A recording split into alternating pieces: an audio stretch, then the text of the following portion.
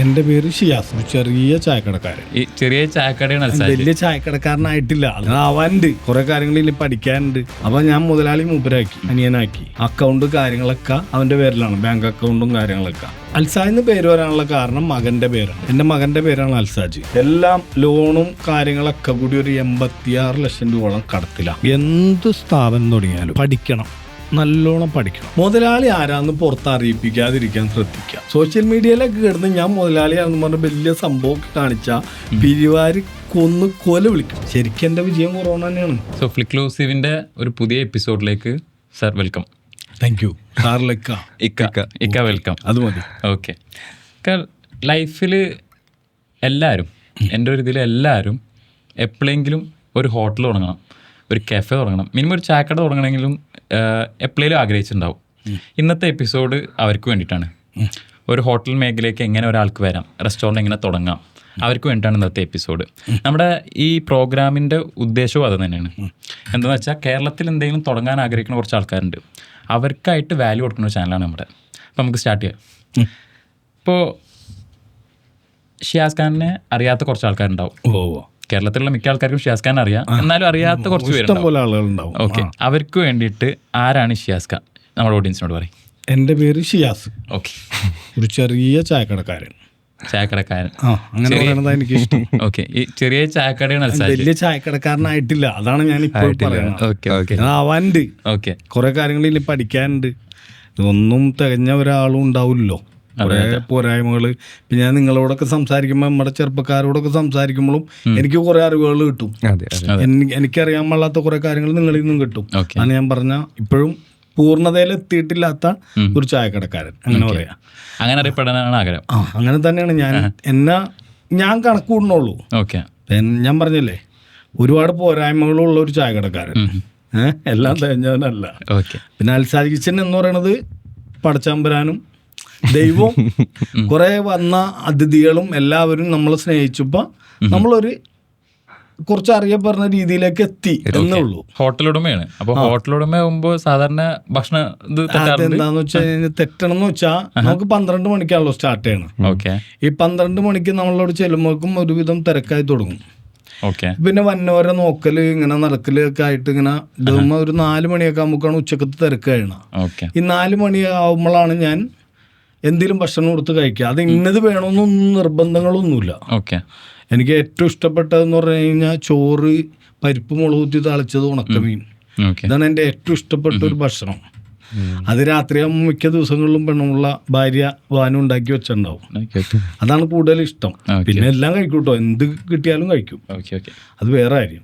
കടയിലാണെങ്കിൽ 4 മണിയൊക്കെ ആകുമ്പോഴാണ് എന്തെങ്കിലും കൊടുത്ത് ലഞ്ച് കഴിക്കുക. അത് ചെറുതായിട്ട് ചിലപ്പോൾ ചോറ്, മീൻ വറുത്തോ എന്തെങ്കിലുമൊക്കെ ഇട്ടിച്ച് സാമ്പാറൊക്കെ ഒഴിച്ച് കഴിക്കും. ചിലപ്പോൾ ബിരിയാണി എടുത്ത് കഴിക്കും, ചിലപ്പോൾ മന്തി എടുത്ത് കഴിക്കും. എന്താണോ തോന്നണം കഴിക്കും. ഇന്ന് അപ്പൊ എന്താ പറ്റിയെന്ന് വെച്ചാൽ, ഇന്ന് ആ തിരക്ക് കഴിയാറായപ്പോക്കും വാപ്പാനായിട്ടൊന്ന് ഹോസ്പിറ്റലിൽ പോകണമായിരുന്നു. പിന്നെ നിങ്ങളുടെ അടുത്ത് 5 മണിക്ക് ഇവിടെ വരാന്ന് പറഞ്ഞിട്ടുണ്ടായി, ശരിയല്ലേ? അതിനിടയ്ക്ക് ഞാനൊന്ന് ഊരാൻ നോക്കിയായിരുന്നു ഉച്ചയ്ക്ക്. പക്ഷെ അപ്പൊ ഞാൻ നോക്കിയപ്പോ എനിക്ക് പ്രാക്ക് തോന്നി. ഉള്ള കാര്യം പറയാൻ എന്താ, വരാന്ന് പറഞ്ഞാൽ നിങ്ങളെല്ലാം അറേഞ്ച് ചെയ്ത് കഴിഞ്ഞിട്ട് പിന്നെ ഞാൻ വരാതിരുന്ന പറ്റിക്കലാവൂലേ. അതുകൊണ്ട് ഞാൻ വാപ്പാനെ ഹോസ്പിറ്റലിൽ കൊണ്ടുപോയി ആക്കിയിട്ട് നേരെ വന്നു. അപ്പൊ ലഞ്ച് കഴിക്കാനുള്ള സമയം കിട്ടിയില്ല, അത്രേ ഉള്ളൂ. അല്ലാതെ വേറെ ഒന്നുമല്ല. അത് നിർബന്ധമില്ല എനിക്ക് ഭക്ഷണത്തിന്റെ കാര്യത്തില്. ഓക്കെ, താങ്ക് യു വന്നതിൽ. ഇപ്പോൾ യൂഷ്വലി ഇപ്പോൾ പറഞ്ഞു 4 മണിയൊക്കെ ആവും മറ്റേ അൽസാജിന്ന് ഫുഡ് കഴിക്കുകയാണെങ്കിൽ ഏകദേശം 4 മണിയാവും. ഏതാ അൽസാജിൽ ഏറ്റവും ഫേവറേറ്റ് ഫുഡ്? സ്വന്തം മുള്ള കൊള്ളൂല എന്ന് ആരെങ്കിലും പറയോ? ഇല്ല, എന്നാലും കുറെ ഡിഷസ് ഉണ്ടല്ലോ. എല്ലാം ഇഷ്ടമാണ്. അല്ല, നമ്മൾ തന്നെ കണ്ടുപിടിച്ചുണ്ടാക്കി എടുക്കണ ഓരോ സംഭവങ്ങളാണല്ലോ മെയിൻ. എന്റെ മെയിൻ എന്ന് പറയാൻ പറ്റില്ല. ഞാൻ എന്തെങ്കിലും ഒരു ഇങ്ങനെ കുറെ സംഭവങ്ങളൊക്കെ ഇങ്ങനെ പറഞ്ഞിട്ട്, എൻ്റെ അനിയനാണ് മെയിൻ ഷെഫ്. ഷെഫും നിങ്ങൾക്ക് അറിയാൻ പാടില്ലാത്തൊരു കാര്യമുണ്ട്, അൽസാജിന്റെ ശരിക്കുള്ള മുതലാളിയും അനിയനാണ്. അതിനൊരു കാരണമുണ്ട്. ഞാൻ ഒരു ഉമ്മയുടെ വയറ്റിൽ ജനിച്ചത് ഞാനും അനിയനാണ്. ഞങ്ങൾ 2 പേരേ ഉള്ളൂ, ഞങ്ങൾക്ക് പെങ്ങന്മാരൊന്നുമില്ല. പിന്നെ എൻ്റെ ഒപ്പം വന്നുപെട്ട കുറെ അനിയന്മാരുണ്ട്. അതിപ്പോ ഞാൻ ഇവിടുത്തെ ഓണർ വരെ എൻ്റെ അനിയന്മാരിൽ പെട്ടാ. അപ്പൊ അങ്ങനെ കുറെ പേരുണ്ട്. അപ്പൊ നമ്മുടെ ഈ സ്വാഭാവികമായിട്ട് ഞാൻ വളർന്നു വന്ന സാഹചര്യത്തിലൊക്കെ ഒന്നുമില്ലായ്മന്നൊക്കെ വന്നത്. അപ്പം നമ്മൾ ഒരു പ്രസ്ഥാനം അതിങ്ങനെ അത്യാവശ്യം നല്ല രീതിയിലേക്കൊക്കെ പോകുമ്പോൾ അനിയനും ചേട്ടനും തമ്മിൽ പ്രശ്നങ്ങൾ ഉണ്ടാവണതും അത് പിരിയണതൊക്കെ ഞാൻ ഒരുപാട് കണ്ടിട്ടുണ്ട്. അങ്ങനെ വരരുത് ഞങ്ങളുടെ ജീവിതത്തിൽ. അപ്പോൾ ഞാൻ മുതലാളി മൂപ്പരാക്കി, അനിയനാക്കി. അക്കൗണ്ട് കാര്യങ്ങളൊക്കെ അവൻ്റെ പേരിലാണ്, ബാങ്ക് അക്കൗണ്ടും കാര്യങ്ങളൊക്കെ. അപ്പോൾ ഇപ്പം നാളെ പുറമെ അറിയപ്പെടുന്നത് ഞാനാണല്ലോ, ശരിയല്ലേ? അൽസായിച്ചിൻ്റെ ഓണർ എന്ന് പറയുമ്പോൾ ഷിയാസിനെയാണ് എല്ലാവർക്കും അറിയാം. കാരണം അത് വീഡിയോയുടെ മുമ്പിലൊക്കെ ഇടുന്ന കസർത്തൊക്കെ കാണിച്ച് അങ്ങനെ ആയതാണ്. അപ്പോൾ ഈ പുറമുള്ളവർക്ക് ഇതിനോട് ചെറിയ ചിലപ്പോൾ ഉള്ളിൽ ദേഷ്യങ്ങളും കാര്യങ്ങളൊക്കെ ഉണ്ടാവും. അവരനിയനെ കാണുമ്പോൾ പറയും ചിലപ്പോൾ എല്ലാ ഇക്കാക്കയുടെ പേരിലുള്ള ഇക്കാക്കായുള്ളെല്ലാം കൊണ്ടുപോകണമെന്നൊക്കെ പറച്ചിൽ വരുമ്പോൾ ഒരിക്കലും അവനിക്കൊരു തോന്നൽ വരരുത്, അവനിക്കൊന്നുമില്ല, എല്ലാം അവൻ്റെയാണ്. അപ്പൊ ഞങ്ങളെ തമ്മിൽ പിരിക്കാൻ ആരെ കൊണ്ടും പറ്റില്ല. അതൊരു ചെറിയ ഒടുക്കുബുദ്ധി ചെയ്തു വെച്ചാ. നല്ല കാര്യമാണ്. അതെ, ഇങ്ങനെ പറയുമ്പോ എനിക്കറിയാൻ പാടാത്തൊരു കാര്യം, ഇപ്പൊ ഷിയാസ് ഖാൻ എല്ലാവരും അറിയാം, ബട്ട് അൽസാജ് എന്ന് പേര് വരാൻ കാരണം എന്താ? അൽസാജ് എന്ന് പേര് വരാനുള്ള കാരണം മകന്റെ പേരാണ്. എന്റെ മകന്റെ പേരാണ് അൽസാജ്. അത് ഉമ്മ പണ്ട് ഈ നമ്മുടെ ഒരു ടിവിയിൽ ഒരു ചാനൽ ഉണ്ടായി, ഈ അറബിക് ചാനൽ, അത് മാത്രം ഉണ്ടായുള്ളൂ അന്ന്, മക്കയൊക്കെ കാണിക്കണ ചാനൽ. അത് ഉമ്മ കണ്ടുകൊണ്ടിരുന്നപ്പോ എങ്ങോ ഒരു ബിൽഡിംഗ് ഉമ്മ കണ്ടാണ് അൽസാജ്, അങ്ങനെ മകന്റെ പേരിട്ട്. പിന്നെ അവന്റെ പേര് ഒരു ആശയാണ്. നമുക്ക് അൽസായിച്ചെന്നൊക്കെ വന്നപ്പോ പിന്നെയാണ് എന്നൊക്കെയാണ് നമ്മൾ കയറി പോകുന്നത്. മറ്റേ ചെറുപ്പകാലത്തിനോട് കുറിച്ച് പറഞ്ഞു, മറ്റേ ബാക്ക്ഗ്രൗണ്ട് എങ്ങനെയായിരുന്നു എന്നൊക്കെ പറഞ്ഞു. നമുക്കത് കുറച്ചും കൂടി ഡീപ്പായിട്ട് പോവാം. എങ്ങനെയാണ് മറ്റേ ശരിക്കും തുടക്കം മുതൽ ഷിയാസ് എങ്ങനെയായിരുന്നു, ഇപ്പോഴുള്ള ഷിയാസ്ക്ക് എങ്ങനെ എത്തി? നമുക്ക് A to Z കാര്യങ്ങൾ അറിയാം. എങ്ങനെയായിരുന്നു അപ്ബ്രിങ്ങിങ്, എന്താണ് പഠിച്ചത്? കുറച്ച് പറയാം. ഓക്കെ, കാരണം വേറെ ഒന്നുമല്ല, ഒന്ന് നുണ പറയുന്ന കാര്യത്തിൽ വലിയ താല്പര്യമില്ല, ഉള്ളത് പറയാൻ പറ്റാത്ത അവസ്ഥയാണ്. അത് നീ പറഞ്ഞില്ലേ, കുറച്ച് തലതിരിഞ്ഞ സ്വഭാവം ഉണ്ടായി. അപ്പൊ ഈ ചെറുപ്പം എന്ന് പറയണത് ഇപ്പം എൻ്റെ ഓർമ്മ നോക്കണ ഒരു പ്രായം, നമ്മളിപ്പോൾ സ്കൂളിലൊക്കെ ചേർക്കണ ഒരു പ്രായമൊക്കെ നമുക്ക് ഓർമ്മ നോക്കുമ്പോൾ ഉമ്മാക്കും പാപ്പാക്കും ഒരു ഇഷ്ടിയാക്കളത്തിലെ ചായക്കട, ചെറിയ ഓല ഷെഡ്, ഇഷ്ടിയാക്കളത്തിൽ വന്ന കുറച്ച് പണിക്കാർക്കൊക്കെ ഉള്ള അവർക്കുള്ള ഫുഡ് ഉണ്ടാക്കണ ഒരു ചായക്കട. അത് ഉമ്മായും വാപ്പായും കൂടിയാണ്. നമ്മുടെ കീരങ്കുന്ന് എന്ന് പറയും, തോട്ടുമുഖത്തുനിന്ന് കുറച്ച് അകത്തേക്ക് പോകുമ്പോൾ വീടിൻ്റെ ഒക്കെ ഫ്രണ്ടിൽ പരീദിക്കാന്നും പറഞ്ഞ സാദിയ പരീദിക്കാന്നും പറഞ്ഞൊരു ഇഷ്ടക്കള, പുള്ളിയുടെ ഓണർ, പുള്ളിയായിരുന്നു ഓണർ. അത് കളത്തിലാണ്, ഇഷ്ടക്കളത്തിലാണ് ചായക്കട. പക്ഷേ ഈ ചായക്കടയിലും നമ്മുടെ തോട്ടുമുഖം, നമ്മുടെ പടിഞ്ഞാക്കര, അങ്ങനെയൊക്കെയുള്ള വർക്ക്ഷോപ്പുകളിൽ നിന്ന് വരെയും ആളുകൾ വന്ന് ഭക്ഷണം കഴിക്കാനും ഉച്ചയ്ക്ക് ചോറ് കഴിക്കാനൊക്കെ വരുമായിരുന്നു. അവിടെ നിന്നാണ് നമ്മുടെ ചായക്കടയുടെ തുടക്കം എന്ന് പറഞ്ഞാൽ. ജനിച്ചിപ്പോ ഓർമ്മ വെക്കുമ്പോൾ മുതൽ ചായക്കടയിലാണ്, മനസ്സിലായി. അപ്പൊ അവിടെ നിന്നാണ് നമ്മുടെ വളർച്ച. പിന്നെ ഞാൻ ചെയ്യാത്ത ജോലികളൊന്നുമില്ല, ഓട്ടോ ഓടിച്ചിട്ടുണ്ട്, പിന്നെ ഒരു ഡോക്ടറെ വീട്ടിൽ 3000 രൂപക്ക് കാർ ഓടിക്കാൻ പോയിട്ടുണ്ട്. അങ്ങനെ കുറെ സൗദി പോയി ഒരു 4.5 കൊല്ലം നിന്നുണ്ട്. കുറെ തൊഴിലുകൾ അങ്ങനെ ഒരു ശരിക്കും പറഞ്ഞാൽ 20 വർഷം മുമ്പ് ഒരു ജാഹിലിയ കാലഘട്ടം ഉണ്ടായിരുന്നു. അതെനിക്ക് പറയാൻ താല്പര്യമില്ല, കാരണം ഞാൻ നല്ല അത്യാവശ്യം എല്ലാവർക്കും ഇഷ്ടപ്പെടുന്ന ഒരാളാണ് ഇപ്പൊ. പണ്ടെന്ന് ഇഷ്ടപ്പെടുന്ന ആളല്ലായിരുന്നു, അതെല്ലാവരും ചിലരുടെ ജീവിതത്തിലൊക്കെ ഉണ്ടാവും. അപ്പൊ അതങ്ങനെ അതിൽ നിന്നൊക്കെ മാറിപ്പോന്നാണ്. പഠിച്ചോൻ കാത്ത് ഇങ്ങനെ ഒരു വഴികള് ഓരോരുത്തർക്കും ഉണ്ടാവുമല്ലോ. ഉപ്പിയും അങ്ങനെ ഒരു ചായക്കട നടത്തിയോണ്ടാണോ ഈ മേഖലയോടുള്ള ഒരു താല്പര്യം വരാൻ കാരണം? അതെല്ലോ, ഇത് അതെന്ന് പറഞ്ഞാൽ ഞാൻ പറയാം, ഉപ്പയമ്മയും ഞാൻ പറഞ്ഞില്ലേ ഇഷ്ടക്കാലത്തിലാണ് ഈ വർക്ക്ഷോപ്പുകളിൽ നിന്നൊക്കെ ആളുകളൊക്കെ വരൂലേ. അപ്പൊ ഇവരൊക്കെ വന്ന് കഴിച്ചിട്ട് ഉപ്പാടും ഉമ്മാടത്തൊക്കെ സംസാരിക്കണതും അതൊക്കെ ഭയങ്കര, നമുക്ക് വേറൊരു തൊഴിലിലും, ഇപ്പോൾ ഒരു സൂപ്പർ മാർക്കറ്റ് ആണെങ്കിൽ പോലും അതിന്റെ മുതലാളികളുടെ അടുത്ത് അവരിൽ വന്ന കസ്റ്റമറിന് സംസാരിക്കാനോ ഒന്നിനും ഒരു സാഹചര്യം ഉണ്ടാവില്ല, ശരിയല്ലേ? അവര് സാധനം എടുക്കും, കൗണ്ടറിലൊന്ന് ബില്ലടിക്കും, പോവും. ഹോട്ടൽ എന്ന് പറയണ, ചായക്കട എന്ന് പറയുന്ന ഒരു സംഭവത്തില് ഈ എല്ലാവരുമായിട്ട് സംസാരിക്കാനും ഒക്കെ ഉള്ള ഇതുണ്ട്. ടൈം കിട്ടൽ മാത്രമല്ല, ഭക്ഷണം നല്ലതാണെങ്കിൽ അവർ വർത്താനം പറയും, നല്ലതാണ് കേട്ടോ, ഇങ്ങനെ ഞങ്ങൾ നാളെ വരും കേട്ടോ എന്നൊക്കെ പറയും. ആ ഒരു സന്തോഷം കൂടുതലോ. അതൊക്കെ നമ്മുടെ ഉള്ളിൽ കയറുമ്പോഴാണ് നമുക്ക് ഓരോ താല്പര്യങ്ങൾ വന്ന. പിന്നെ കുറച്ചൊക്കെ പണി അറിയാം. പക്ഷെ ഈ ഫുഡ് എന്ന് പറയുന്നത് എല്ലാവർക്കും ഇഷ്ടമുള്ള ഒരു കാര്യമാണ്, എപ്പോഴും കഴിച്ചുകൊണ്ടിരിക്കുക, അതും എല്ലാവർക്കും ഭയങ്കര ഇഷ്ടമുള്ളൊരു കാര്യമാണ്. അതൊരു ബിസിനസ് ആക്കി മാറ്റി. അങ്ങനെ ആക്കാൻ തോന്നിയത് എപ്പോഴാണ് ഇക്കാക്ക്? ജീവിക്കാൻ. അല്ല, അങ്ങനെ ആക്കാൻ തോന്നിയെന്ന് പറഞ്ഞാൽ ഞാൻ പറഞ്ഞില്ലേ, ഇപ്പം നമ്മൾ ഓരോ കാലഘട്ടം ഓരോ കാര്യത്തിലും ഞാനിങ്ങനെ ഓട്ടോ ഓടിച്ച് ഗൾഫിൽ പോയി, അതിനിടക്ക് തിരിച്ചു വരുമ്പോഴൊക്കെ ഈ വാപ്പായും ഉമ്മായും ആ ഇഷ്ടകാലത്തിലെ ചായക്കടയിൽ നിന്ന് ഒരു ചെറിയ ചായക്കടയിലേക്ക് മാറിയായിരുന്നു. അപ്പൊ ഞാൻ വരുമ്പോ ഈ അല്ലാത്ത സമയങ്ങളിലൊക്കെ ഞാൻ ഈ കടയിൽ ഇവരൊപ്പം ഉണ്ടാവും, മനസ്സിലാവുന്നുണ്ടോ? അപ്പൊ നമുക്ക് മെയിനായിട്ട് നമുക്ക് അറിയാവുന്ന ശരിക്കും അറിയാവുന്ന എൻ്റെ തൊഴിൽ എന്ന് പറയുന്നത് ചായക്കടയാണ്. അപ്പോൾ അതിൽ നിന്ന് നമ്മളിങ്ങനെ ഒരു മാറ്റങ്ങളൊപ്പം നമ്മൾ തോട്ടുമോൻ ജംഗ്ഷനിൽ ഫാത്തിമാസ് ബിൽഡിങ്ങിലേക്ക് നമ്മളൊരു ചായക്കട തുടങ്ങാണ്. അവിടെ നിന്നാണ് നമ്മുടെ അൽസായിന്റെ ഫസ്റ്റത്തെ തുടക്കം വന്നത്. അവിടെ നിന്നാണ് ഗൾഫിൽ നിന്ന് വന്ന് ഞാൻ പറഞ്ഞില്ലേ വർഷമൊക്കെ എൻ്റെ അടുത്ത് ചോദിച്ചാൽ വലിയ പാടാ. 16 കൊല്ലമായി. 16 കൊല്ലം മുമ്പ്, ഈ 16 കൊല്ലം മുമ്പ് ഞാൻ ഗൾഫിൽ നിന്ന് വന്നു. അപ്പം ഞാൻ പറഞ്ഞില്ലേ അതിന് മുമ്പാണ് എൻ്റെ ശരിക്കുള്ള ജാഹലിയ കാലഘട്ടം. അത് നന്നാക്കാൻ വേണ്ടിയാണ് ശരിക്കും എന്നെ ഗൾഫിലേക്ക് ഞാൻ പോണം. അപ്പം നന്നായിട്ട് തിരിച്ചു വരാണ്. നന്നായിട്ട് തിരിച്ചു വന്ന് ആദ്യം തന്നെ വന്നിട്ട് കൂട്ടുകാരെ കണ്ട് ഉപേക്ഷിച്ച്. അന്നത്തെ കൂട്ടുകാരാട്ടോ, അന്നത്തെ കൂട്ടുകാർ എത്ര അന്ന് ഗൾഫിക്ക് പോവാൻ തീരുമാനമാണോ നന്നാക്കാൻ വിട്ടതല്ലേ. ഞാൻ പോവാണല്ലോ. അങ്ങനെ പോയി വന്നു. രണ്ടാമതും വാപ്പ തള്ളിവിടാൻ നോക്കി. കാരണം വാപ്പാക്ക് ഉറപ്പില്ലല്ലോ, ഇവൻ നന്നായിരുന്നു വാപ്പാക്ക് ഉറപ്പില്ലല്ലോ. അപ്പം ഞാൻ ലീവിന് വന്നാണ്. തിരിച്ചു പോയ എയർപോർട്ടിൽ എല്ലാവരും അന്നൊക്കെ ആ ഗൾഫിൽ പോകണമെന്നൊക്കെ പറയുമ്പോൾ ഈ എല്ലാവരും വരും, ബന്ധുക്കാരൊക്കെ വരും, അച്ചാറ് അതും ഇതൊക്കെ തരല്. എല്ലാവരും ഇതുപോലെ വീട്ടിൽ വന്ന് ഞാൻ രണ്ടാമത്തെ ലീവിന് പോകാൻ കേട്ടോ. എല്ലാ സാധനങ്ങളൊക്കെ തന്ന് എയർപോർട്ടിലാക്കി തിരിച്ചു പോയി. കുറച്ചു നേരം കഴിയുമ്പോൾ ഞാൻ നേരെ വീട്ടിലേക്ക് പോന്നു. ഞാൻ പോയില്ല,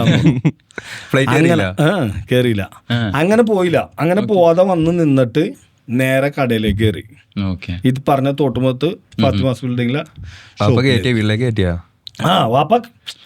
ഉമ്മാക്കും വാപ്പാക്കും മക്കളെ തള്ളിക്കളയാൻ പറ്റില്ല. അതൊരിക്കലും ഇല്ല. അവരിപ്പോ ഞാൻ പറഞ്ഞില്ലേ, ഞാൻ വീട്ടില് കുരുത്തം കെട്ടത് ഞാനായിരുന്നു, എന്നാലും എന്നെ തള്ളിക്കളയൂല. അങ്ങനെയുള്ള വലിയ കുരുത്തക്കേടുകളല്ല, ചെറിയായിട്ട് ഇടിയുണ്ടാക്കും, ചെറുതായിട്ട് അങ്ങനെയൊക്കെ പ്രശ്നങ്ങൾ, അത്ര വലിയ സംഭവങ്ങളല്ല അങ്ങനെയൊക്കെ. എന്നാലും അത് കുരുത്തക്കേട് തന്നെയാണ്. കാരണം വീട്ടിൽ പരാതികളും കാര്യങ്ങളൊക്കെ വരൂലേ വാപ്പാടത്തൊക്കെ. വാപ്പായും മായൊക്കെ നല്ല രീതിയിൽ പോണ ഒരു ഇതാണ്. അപ്പൊ അങ്ങനെ ഞാൻ കടയിൽ കയറി. അപ്പൊ കൂട്ടുകാരൊക്കെ കുറച്ചു കാലത്തേക്കൊന്ന് ഇതാക്കി, ഫോണൊക്കെ ഒന്ന് ഉപേക്ഷിച്ച് ഇതാക്കി. അങ്ങനെ കടയിൽ നോക്കി പിടിച്ചെടുക്കുമ്പോഴാണ് കടയിൽ നമ്മുടെ ചെറിയ കട, ഈ ജോലിക്കാരൊക്കെ വന്ന് പണിക്കാരൊക്കെ വന്ന് പുറം പണിക്കാരൊക്കെ ഒന്ന് കഴിക്കണ കട. അവിടെ ഫാമിലിയും കാര്യങ്ങളൊക്കെ വരും. ഫുഡ് ഇഷ്ടമാണ്, ഇരുന്ന് കഴിക്കാനുള്ള സൗകര്യം കുറവില്ല. അപ്പൊ ഫാമിലീസൊക്കെ നമ്മുടെ അടുത്ത് പറയിക്കാൻ നല്ലൊരു കട കിട്ടി എടുക്കണം.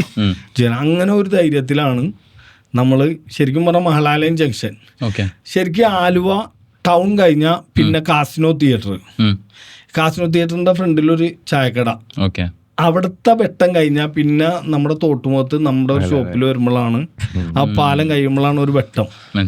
ശരിക്കും ഞായറാഴ്ച നമ്മൾ അവധിയാണെങ്കിൽ ജംഗ്ഷനൊക്കെ ഉറങ്ങി കിടക്കും ഒരു രാത്രി 7 മണി കഴിഞ്ഞാൽ. അതേപോലെയുള്ള ഒരു സ്ഥലമായിരുന്നു ഈ മഹലാലയം ജംഗ്ഷൻ എന്ന് പറഞ്ഞ സ്ഥലത്ത്. ഒരു കടയും മര്യാദയില്ലാത്ത ഒരു സമയത്താണ്. അപ്പൊ അങ്ങനെ നമ്മൾ അവിടെ ഈ അൽസായിച്ചൻ തുടങ്ങണം. അന്ന് പേര് വെച്ചോ? നമ്മുടെ അൽസായിച്ചൻ എന്ന് റെസ്റ്റോറന്റ് തുടങ്ങണത്. കിച്ചൺ 2-3 കാര്യങ്ങളുണ്ട്. ഒന്ന് കിച്ചൺ എന്ന പേര് നിങ്ങൾ ആദ്യമേ ഒന്നും ഒരു 8 വർഷം മുമ്പൊന്നും നിങ്ങൾ ഹോട്ടലിൽ എല്ലാ സ്ഥലത്തും ഹോട്ടൽ മാത്രമേ ഉണ്ടാവുള്ളൂ, ശരിയല്ലേ? ഒരു പേരുണ്ടാവും അതിന്റെ പുറകിൽ ഹോട്ടല്. കിച്ചൺ എന്നുള്ള ഒരു സംഭവം ഇതാക്കിയെടുത്തതും ഞാൻ തന്നെയാണെന്ന് പറയാം. ഇങ്ങനെ ഐഡിയ ഒന്നും വന്നോന്നല്ല. അൽസാജ് ഹോട്ടൽ എന്ന് പറയുമ്പോ അതിനൊരു മാറ്റം വരുത്തിയാണ് അൽസാജ് കിച്ചൺ എന്നാക്കിയ. അതൊക്കെ എന്റെ അനിയന്മാരൊക്കെ തന്നെ ഉണ്ട്. എന്റെ കുറെ പേരുണ്ട്, ഒരു ലോഡ് അനിയന്മാരുണ്ട് എനിക്ക്. അപ്പൊ അതിൽ നിന്ന് ആരാണ്ടിക്കടെയൊക്കെ ഒരു ഐഡിയ ആണത്. ആരെയൊന്നും കറക്റ്റ് ഓർമ്മയില്ല എന്നുള്ളൂ. അനി ആരാണെങ്കിലും അനിയൻ എന്തായിക്കോട്ടെ നല്ലതാണ്. അപ്പൊ എനിക്ക് ഒരാളുടെ ഒന്നും പേരെടുത്ത് പറയാൻ പറ്റില്ല, കുറെ പേരുണ്ട്. ഈ അപ്പൊ ചായക്കടയിൽ നിന്ന് കിട്ടിയ വരുമാനം കൊണ്ടാണ് അതിന്നല്ല ചായക്കടയിൽ നിന്ന് കിട്ടിയ വരുമാനം ഉണ്ട്. അപ്പൊ അതിലേക്ക് ആ കിച്ചൺ അൽസാജ് കിച്ചണിലേക്ക് തുടങ്ങാനുള്ള ഫണ്ടും കാര്യങ്ങളും ഒന്ന് ഞാൻ പറയാം. ഒന്ന് എൻ്റെ ഈ അൽസായിച്ചൻ എന്ന് പറയുന്ന സംഭവം തുടങ്ങണതിന് തൊട്ട് മുമ്പ് അവിടെ ഫസ്റ്റ് ഉണ്ടായ ഷെഡും കിച്ചണും 2020 എന്ന് പറഞ്ഞ എൻ്റെ 2 കൂട്ടുകാരന്മാരാണ് അത് തുടങ്ങണം. അവർക്കത് നടത്താൻ അറിയാൻ പാടില്ലാതാണ്. ഈ ഒരു ഫ്രണ്ട് അതിൽ നിന്ന് ആദ്യമേ പിരിഞ്ഞു പോയി. പിന്നെ എൻ്റെ ഒരു ഫ്രണ്ടാണ് ഈ സംഭവം നടത്തിക്കൊണ്ടിരിക്കുന്നത്. ഓൻ എൻ്റെ അടുത്ത് വന്നിട്ട് പറയാണ്, എനിക്ക് എന്നെ കൊണ്ട് നടത്താൻ പറ്റില്ല, നിങ്ങളാവുമ്പോൾ അത് നടത്തി, നിങ്ങൾക്ക് പരിചയമുള്ളവരെ ചെറുപ്പം മുതൽ ഇങ്ങനെ കച്ചവടം ചെയ്ത് പരിചയമുള്ളവരണം, നിങ്ങളാണെങ്കിൽ വലിയൊരു ഷോപ്പ് അന്വേഷിക്കണമുണ്ട്. അപ്പോൾ അതെടുത്താൽ എനിക്കും കുറച്ച് ഇത് കിട്ടും. അങ്ങനെ അവനും ഞാനും കൂടി പകുതി ഞാൻ പറഞ്ഞു ഞാൻ എൻ്റെ കയ്യിൽ ഫണ്ടില്ല, ഞാൻ അന്നും വലിയ സംഭവമൊന്നും അല്ലല്ലോ, എൻ്റെ കയ്യിൽ ഫുള്ള് എടുക്കാനുള്ള ഫണ്ടൊന്നുമില്ല. അപ്പം പകുതി ഞാൻ എവിടെ നിലക്ക് ഒപ്പിച്ച് ഇതാക്കാം, പകുതി നീ നിൽക്ക്, എന്നിട്ട് ഞാൻ എന്ന് നിനക്ക് ഫണ്ട് തിരിച്ചു തരുന്നു അന്ന് നമുക്ക് ഇതാക്കാം, അതുവരെ നമുക്ക് ലാഭത്തിൽ ഒരു വീതം നിനക്ക് 50-50 എന്നുള്ള രീതിയിൽ പോകാന്ന് പറഞ്ഞു. അങ്ങനെയാണ് ഞാൻ സ്റ്റാർട്ട് ചെയ്യണം. സ്റ്റാർട്ട് ചെയ്തതും എൻ്റെ കൂട്ടുകാരൊക്കെ സഹായിച്ചാണ് കേട്ടോ, അല്ലാതെ നമ്മുടെ ഇതൊന്നുമല്ല. ഒരു ലോണും വീട് പണയം വെച്ചു, പിന്നെ കൂട്ടുകാരൊക്കെ സഹായിച്ചു, അങ്ങനെ തുടങ്ങി സ്റ്റാർട്ട് ചെയ്തൊരു കുറച്ച് അങ്ങോട്ട് കഴിഞ്ഞ് ഫസ്റ്റ് ഒന്നും ഒരു ബിസിനസ് റണ്ണിങ് ആയി വരൂല. പിന്നെ പോരാത്തന്നെ നമ്മൾ ആലുവ ടൗൺ അല്ലല്ലോ, ടൗണിൽ നിന്ന് ഉള്ളിലാണ്. പിന്നെ അത് മാത്രമല്ല ഈ മഹാലയം ജംഗ്ഷൻ എന്ന് പറഞ്ഞാൽ പറഞ്ഞില്ലേ, ഒരു ഉറങ്ങിക്കിടക്കണ സ്ഥലമാണ്, ഒരു കടകളില്ല ഒന്നുമില്ലാത്ത ഉറങ്ങിക്കിടക്കണ അങ്ങനെ ഒരു സ്ഥലത്തേക്ക് ആളുകളെ എത്തണമെങ്കിൽ സമയം എടുക്കും. പക്ഷെ അങ്ങനെ സമയം എടുത്ത് വന്നപ്പോഴേക്കും കൊറോണ വന്നു, അടപടല മൂഞ്ചി എന്ന് പറഞ്ഞാൽ അപ്പം ഞാൻ ക്ലോസ് ചെയ്യുമ്പോൾ എല്ലാം ലോണും കാര്യങ്ങളൊക്കെ കൂടി ഒരു 86 ലക്ഷം രൂപയോളം കടത്തില്ല. ഇത് തുടങ്ങിയിട്ട് ഒരു മാസം കൊണ്ട്, ഒരു മാസമല്ല, ഒരു 6-7 മാസം അങ്ങനെയൊക്കെ. ശരിക്ക് ഇതിലേക്ക് വന്നിട്ടില്ല നമ്മള്, കടകള് ഇന്ന കടയുണ്ടെന്ന ആളുകൾ അറിഞ്ഞിട്ടില്ല. ശരിക്കും എന്റെ വിജയം കൊറോണ തന്നെയാണ്. 2018 ആയപ്പോഴല്ലേ നമ്മള് സാധാരണ രീതിയിൽ തന്നെയാണ് അന്ന് അവിടെ തുടങ്ങണം. ഉത്സാഹിച്ചൻ എന്ന് പറയുന്ന സംഭവം പേര് അങ്ങനെയൊക്കെ ഇട്ട് തുടങ്ങിയാലും നമുക്ക് പുതിയ പുതിയ വെറൈറ്റി സംഭവങ്ങളോ കാര്യങ്ങളോ ഒന്നുമില്ല. ഒരു മന്തി ഉണ്ട്, പിന്നെ ബിരിയാണി, പിന്നെ സാധാ പൊറോട്ട ഇറച്ചി, അൽഫാം, ഷവർമ, ഗ്രില്ല്, അങ്ങനെയൊക്കെയുള്ള സാധാരണ റെസ്റ്റോറന്റ്. അപ്പൊ ആ റണ്ണിങ്ങിലാണ് ഓടിക്കൊണ്ടിരിക്കുന്നത്. ആ സമയത്ത് കൊറോണ വന്ന് നമ്മൾ പൂട്ടാണ്. ഈ പൂട്ടി കഴിഞ്ഞപ്പോ ഞാൻ പറഞ്ഞില്ല എൻ്റെ ഒപ്പം കുറെ അനിയന്മാരൊക്കെ ഉണ്ടെന്ന്. ഞങ്ങളെല്ലാവരും ഒരുമിച്ച് ഞങ്ങൾക്ക് നിക്കണമെന്നുണ്ടെങ്കിൽ ഈ നമ്മൾ വീട്ടില് കുറെ നേരം ഇരുന്ന് നമ്മൾ ഇതായിട്ടില്ല. ഈ പാടത്തും പറമ്പത്തൊക്കെ ചൂണ്ടിട്ടൊക്കെ നടക്കുന്ന ആൾക്കാരാണ് നമ്മള്. അപ്പൊ നമ്മളിങ്ങനെ ഒറ്റക്ക് ഇങ്ങനെ വീട്ടിലിരിക്കണോന്നൊക്കെ പറഞ്ഞപ്പോ ആകെ ഇതായി. അപ്പൊ പിന്നെ ഉള്ള ഇതെന്ന് പറഞ്ഞാൽ നമുക്ക് കടയിൽ എങ്ങനെയാലും എത്തണം. കടയിൽ കൂടി കഴിഞ്ഞാൽ പിന്നെ പോലീസ് പൊക്കിക്കൊണ്ട് പോവുകയും ചെയ്യും. അപ്പം നമ്മൾ എന്ത് ചെയ്യുന്ന വെച്ച് കഴിഞ്ഞാൽ കടയിൽ വന്നിട്ട് നമ്മൾ ചൂണ്ടിടാൻ പോവും, പിള്ളേരെ കൂടി അനിയന്മാരെ കൂടി. പിന്നെ കടയിൽ വെച്ച് പരീക്ഷണങ്ങൾ തുടങ്ങി. ഓരോ ഫുഡ് ഉണ്ടാക്കും ഞങ്ങൾ തന്നെ വട്ടം കൂടി ഇരുന്ന് കഴിക്കും. കുറച്ച് പോലീസുകാർക്കൊക്കെ റോട്ടിൽ വെക്കണ പോലീസുകാർക്ക് കൊണ്ട് കൊടുക്കും. പിന്നെ അന്ന് പോലീസുകാർക്കുള്ള ഒരു ബുദ്ധിമുട്ട് ഏറ്റവും ഇവർക്ക് വാഷ്റൂമിൽ പോകാനൊക്കെ ഒരു വീട്ടിലേക്കും കയറാൻ പറ്റില്ലല്ലോ. ഒരുവിധമുള്ള വീടുകളിലൊക്കെ അകത്താണല്ലോ വാഷ്റൂം. അപ്പൊ ഇവർ കൊറോണ എന്ന് പറഞ്ഞ ആളുകൾക്ക് പേടിയായിട്ട് ആരും വീട്ടിലേക്ക് കയറ്റില്ല.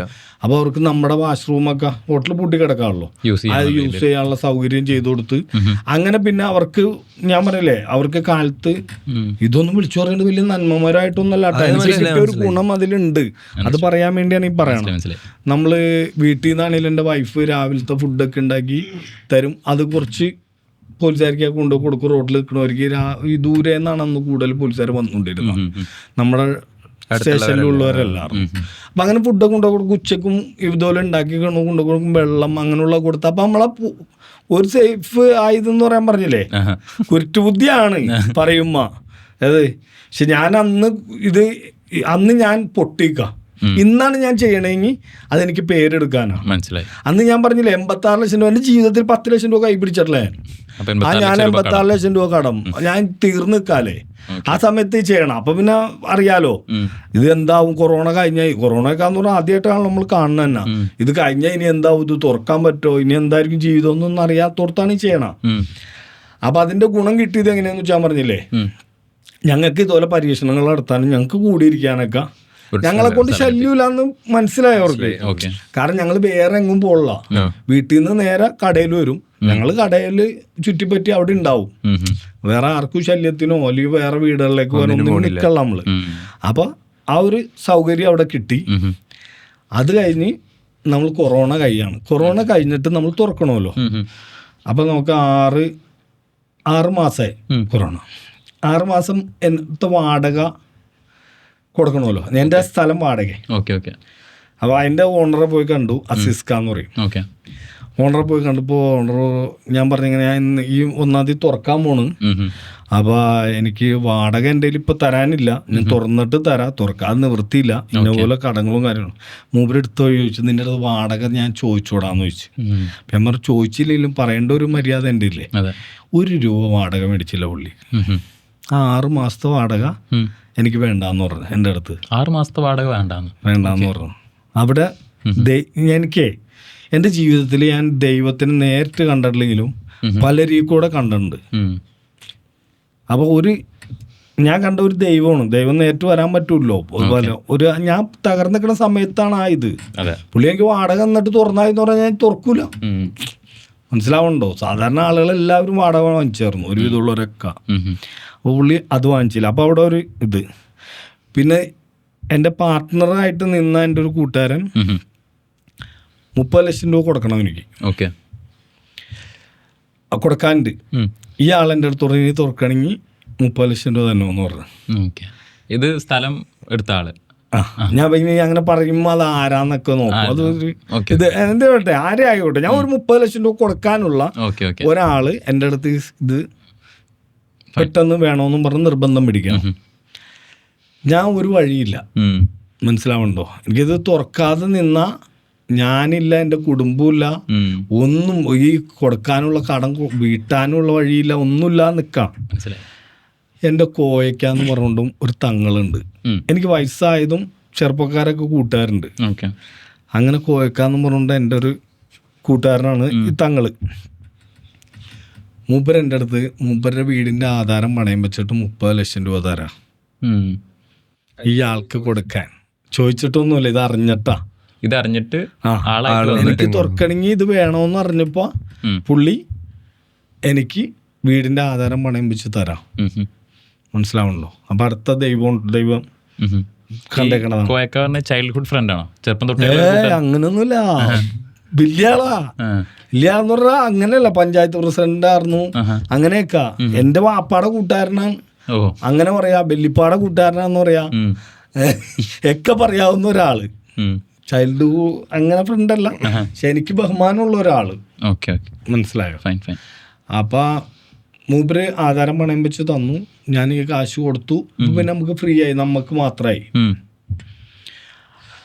അങ്ങനെ ഞാൻ പറഞ്ഞില്ല നേരത്തെ പരീക്ഷണം ചെയ്ത് വച്ചേർന്ന സംഭവങ്ങൾ, അത് ഓരോന്നോരോന്ന് പോത്തുങ്കാല്, നീരാളി, അങ്ങനെയൊക്കെ കുറച്ച് സംഭവങ്ങൾ ഇറക്കാണ്ട് വിട്ട്. ഒരു മട്ടന്റെ തുർക്കിഷ് സ്പോട്ട് മട്ടൻ എന്ന് പറഞ്ഞുകൊണ്ട് ഒരു സൂപ്പൊക്കെ ഉണ്ട്. ഇതിന്റെയൊക്കെ പുറകിൽ അനിയൻ്റെ ഇല്യാസും പറഞ്ഞുകൊണ്ടു. ഇല്യാസ് മൂപ്പരാണ് നമ്മുടെ മെയിൻ ഷെഫ്, മുതലാളി ഒക്കെ. പേര് പറഞ്ഞില്ല വിട്ടു, പേരൊക്കെ ഞാൻ എടുക്കണതാണ് ഈ പ്രശ്നമായി. അവനിക്ക് പ്രശ്നമൊന്നുമില്ല കേട്ടാ, കുറച്ച് ആളുകൾക്കാണ് പ്രശ്നം, കാണുന്ന ആൾക്കാർക്ക്. അപ്പൊ അതിൽ നിന്ന് നമ്മൾ ഇങ്ങനെ പുതിയ സംഭവങ്ങൾ ഇറക്കി. അപ്പൊ ഞാനിത് കൊറോണ കഴിഞ്ഞു, നമുക്കിതൊന്ന് പുറത്തറിയിപ്പിക്കണം.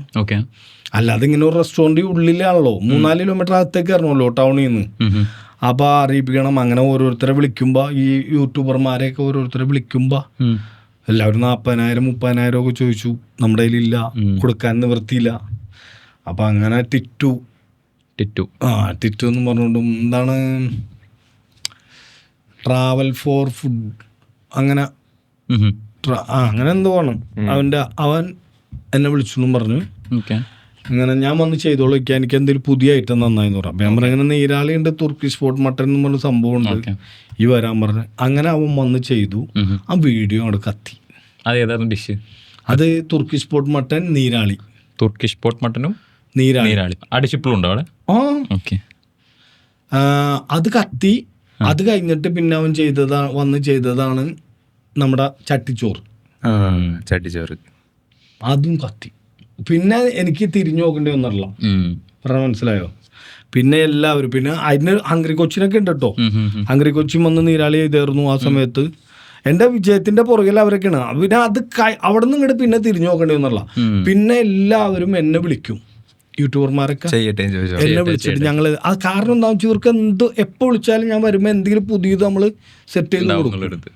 അവരെങ്ങനെ വിളിക്കും വരും, അങ്ങനെ എല്ലാവരും ഫുഡ് വോയേജർ അങ്ങനെ പേരെടുത്ത് പറയാൻ കുറേ പേരുണ്ട്. ഒരാളുടെ പേര് 2 പേരുടെ പേര് പറഞ്ഞു, ഞാൻ തുടക്കത്തിലുള്ളവരുടെ പേര് പറഞ്ഞെന്നുള്ളൂ. ഫുഡ് വോയേജറൊക്കെ വരുമ്പോൾ ചെറിയ നിസ്സാര ഫോളോവേഴ്സ് എന്ന് പറഞ്ഞു വന്നാ ഒക്കെ രസം അതൊക്കെ. അപ്പൊ നമുക്കിങ്ങനെ എനിക്കിപ്പോ ഭയങ്കര ഫോളോവേഴ്സ് ഉള്ളവരായാലും ചെറുതായാലും ഒക്കെ എനിക്ക് ഒരേപോലെ നമുക്കൊക്കെ അനിയന്മാരെ പോലെ കൂടെ പിടിക്കും. മനസ്സിലായി. അങ്ങനെ തന്നെ അതാണ് നമ്മുടെ വിജയവും. മനസ്സിലായി. എല്ലാവരുടെയും ഒരു കൂട്ടായ്മയാണ് അൽസായിച്ചന്റെ വിജയം, അല്ല നമ്മുടെ കഴിവൊന്നുമല്ല. ഈ കസ്റ്റമേഴ്സ് എന്ന് പറഞ്ഞാൽ ഏതൊരു ബിസിനസ്സിനും കസ്റ്റമേഴ്സാണ് കിങ്. അത്രേ ഉള്ളൂ. ഇപ്പോൾ പറഞ്ഞു കോവിഡ് കഴിഞ്ഞിട്ട് റീലോഞ്ച് ചെയ്തു, പുതിയ ഡിഷ് ഇൻട്രൊഡ്യൂസ് ചെയ്തു. ഫസ്റ്റ് കസ്റ്റമറിൻ്റെ റിവ്യൂ എന്തായിരുന്നു? ലൈക്ക് മറ്റേ ഫാമിലി ഉണ്ടാവും, ഫാമിലി കട ഫ്രണ്ട്സൊക്കെ ചിലപ്പോൾ ഫസ്റ്റ് ആയി ട്രൈ ചെയ്തിട്ടുണ്ടാവുക.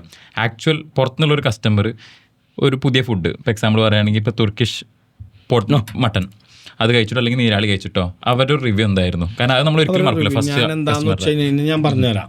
ഫസ്റ്റ് അന്നൊന്നും ഞാൻ വീഡിയോയിൽ പ്രത്യക്ഷപ്പെട്ടിട്ടില്ല, ഞാൻ ആരാണെന്ന് അറിയില്ല. ഞാൻ ഒരു കറുത്ത മുണ്ടും ഒരു കറുത്ത ഷർട്ട് ഇട്ടുകൊണ്ടും ഞാനിങ്ങനെ എല്ലാ ടേബിളിലും സപ്ലൈ ചെയ്യും. മനസ്സിലായോ? നമ്മളിങ്ങനെ സപ്ലൈ ചെയ്തുകൊണ്ടിരിക്കുമ്പോൾ നീരാളി കൊടുക്കണം, ഇത് കൊടുക്കണം. എനിക്കപ്പോൾ എല്ലാവരുടെ അഭിപ്രായങ്ങൾ അറിയാം. നീരാളി കൊടുക്കുന്ന ടേബിളിൽ എനിക്ക് പ്രശ്നമൊന്നുമില്ല, ചട്ടിച്ചോറ് കൊടുക്കുന്നിടത്ത് പ്രശ്നമില്ല. അപ്പം അങ്ങനെ ഓരോ അഭിപ്രായങ്ങൾ, ഇപ്പം തുർക്കിഷ് പോട്ട് മട്ടനൊക്കെ അന്വേഷിച്ച് 2ാമതും 3ാമതൊക്കെ ആളുകൾ വരുന്നു. അപ്പം നമ്മൾ അതൊക്കെ ഞാൻ നേരിട്ട് കാണാം. സാധാരണ ഒരു മുതലാളിൻ്റെ കൂട്ടല്ലല്ലോ ഞാൻ. സാധാരണ മുതലാളി എന്ന് പറഞ്ഞാൽ ക്യാഷിലിരിക്കും, അങ്ങനെയല്ലേ ഞാൻ. എനിക്ക് അല്ല നിവൃത്തിയില്ലേ, പറഞ്ഞ മനസ്സിലായോ? ഒരാൾക്കിടെങ്കിൽ ഒരാൾക്കിടെ ശമ്പളം കുറഞ്ഞിട്ട് കഴിഞ്ഞാൽ അത്ര നല്ലത്. കാരണം അത്ര കടം വിട്ടാലേ, കടം നിൽക്കാലേ. മനസ്സിലാവണ്ടോ? അപ്പം ഞാനിങ്ങനെ കിടന്നോടാ എല്ലാ ടേബിളും. ഞാൻ ഭക്ഷണമൊക്കെ കഴിച്ചതിനോട് നല്ല ഫുഡാണെന്നൊക്കെ പറഞ്ഞുകൊണ്ട് അന്ന് എനിക്ക് ചുറ്റി ടിപ്പ് വരും. മുതലാളിയാണെന്ന് അറിയില്ല ആളുകൾക്ക്. മനസ്സിലായോ? അങ്ങനെയൊക്കെ ഒരുപാട് പേര് തന്നിട്ടുണ്ട്. അപ്പം ഇതൊക്കെ ഞാൻ എക്സ്പീരിയൻസ് ചെയ്യണം. ഞാൻ പണിയെടുക്കാം, ഇങ്ങനെ ഓടിയെടുക്കും. അന്യന്മാരും ഒക്കെ എല്ലാവരും പണിയെടുത്ത് അങ്ങനെ ഒരു ഇതിൽ നിന്ന് വന്നാൽ അപ്പം എല്ലാവരും അഭിപ്രായങ്ങളും കാര്യങ്ങളൊക്കെ കിട്ടും. പിന്നെ ഞാൻ പറയില്ലേ, ഈ ഫുഡാണ് ഇത് 100% ഒന്നും തൃപ്തിയാക്കാൻ ആരെ കൊണ്ട് പറ്റൂല, ദൈവത്തിന് മാത്രമേ പറ്റുള്ളൂ. പക്ഷെ 80% നമ്മളെ കൊണ്ട് പറ്റും. ബാക്കി 20% ഞാൻ പിന്നെ സ്നേഹിക്കും, കെട്ടിപ്പിടിച്ച് പുന്നാരിച്ചൊക്കെ ഇതാക്കും, അങ്ങനെ ഉഷാറാക്കും. പക്ഷെ എനിക്ക് ഒരു കാര്യം ചോദിക്കാനുള്ളത് എന്താ വെച്ചാൽ, നേരത്തെ പറഞ്ഞ 86 ലക്ഷം കടത്തിലായിരുന്നു, പിന്നെ 30 ലക്ഷം ആളുടെ വീട് പണയം വെച്ചിട്ടാണ് തന്നേന്നൊക്കെ പറഞ്ഞു. എനിക്ക് പറയേണ്ടതെന്ന് വെച്ചാൽ കാക്കൊരു അത്ര റിസ്ക് എടുക്കാനൊക്കെ ഓക്കെ ആയിരുന്നു. റിസ്ക് എടുത്തില്ലെങ്കിൽ പിന്നെ ഞാൻ എന്ത് ചെയ്യണം? ആത്മഹത്യ ചെയ്യണം. ഒരു ചോദ്യമാണ്. ഈ 86 ലക്ഷം രൂപ വീട്ടാൻ ഒരു വഴിയില്ല. പിന്നെ ഞാൻ പറഞ്ഞുതരാം, ഞാൻ എൻ്റെ മുമ്പിൽ കിടക്കണ വഴി ഒന്ന് ആത്മഹത്യയാണ്. ഞാൻ അന്ന് ആത്മഹത്യ ചെയ്തെന്ന് വെച്ചോ, എൻ്റെ ഭാര്യ, എൻ്റെ മക്കൾ, എൻ്റെ അനിയൻ, എൻ്റെ കുടുംബം, എൻ്റെ വാപ്പ, ഉമ്മ എല്ലാവരും വഴിയാധാരമാണ്. കാരണം അവർ വീടൊക്കെ ലോണാണ്, അതൊക്കെ സൊസൈറ്റി ആയിട്ടും അതൊക്കെ കൊണ്ടുപോകും. പിന്നെ ബാക്കി കൊടുക്കാനുള്ള കടങ്ങൾ കൊടുക്കാനുള്ളവർ വന്ന് വീട്ടിൽ കയറി ഇതാവും. ശരിയല്ലേ? അങ്ങനെ കുറെ പ്രശ്നങ്ങളിലേക്ക് പോയി ഞാൻ ആത്മഹത്യ ചെയ്തിട്ട് എന്താ കാര്യമുള്ളത്? വേണമെങ്കിൽ പുറത്തേക്ക് പോകാറുന്നല്ലോ. പുറത്തേക്ക് പോയാലും എന്റെ ജീവിതം രക്ഷപ്പെടാന്നുള്ളൂ. 86 ലക്ഷം രൂപ കടം വീട്ടണമെങ്കിൽ എത്ര കൊല്ലം ഞാൻ ഗൾഫിൽ പണിയെടുക്കണം? മനസ്സിലാവണ്ടോ? ഇവരുടെ ചെലവിനും കാര്യങ്ങൾക്ക് അയച്ചു കൊടുത്തിട്ട് ബാക്കി എടുത്ത് വേണ്ടേ കടം വീട്ടാൻ? എന്ന് വീട്ടാനാ? നടപടി ആവൂല. എൻ്റെ മുമ്പിലുള്ള ലക്ഷ്യം എന്ന് പറയുന്നത് ഹോട്ടൽ തന്നെ നടത്തി നമുക്ക് രക്ഷ ഇതാക്കി മുമ്പോട്ട് കൊണ്ടുപോകാം, അത് വീട്ടാൻ പറ്റുമെന്നുള്ള ഒരു ധൈര്യം. ഈ ധൈര്യം ഇല്ലായ്മയാണ് നമ്മൾ ആത്മഹത്യയിലേക്കൊക്കെ പോണ. നിങ്ങളുടെ മുമ്പിൽ ഇരിക്കണം. ഞാൻ ഒരു ഉദാഹരണമാണ് എന്ന് പറഞ്ഞാൽ, ഞാൻ അപ്പോഴും ചൂണ്ടൊക്കെ ഇട്ടൊക്കെ നടന്ന്, അപ്പോഴും എൻ്റെ അടുത്ത് അനിയന്മാരൊക്കെ ചോദിക്കും, ഇയാൾക്ക് പെരാന്താണോ ഈ മാതിരി കടവും കടത്തിൻ്റെ കൂടെ ആയിട്ട് ചൂണ്ടിടാൻ വിളിക്കണമെന്ന് പറഞ്ഞ്.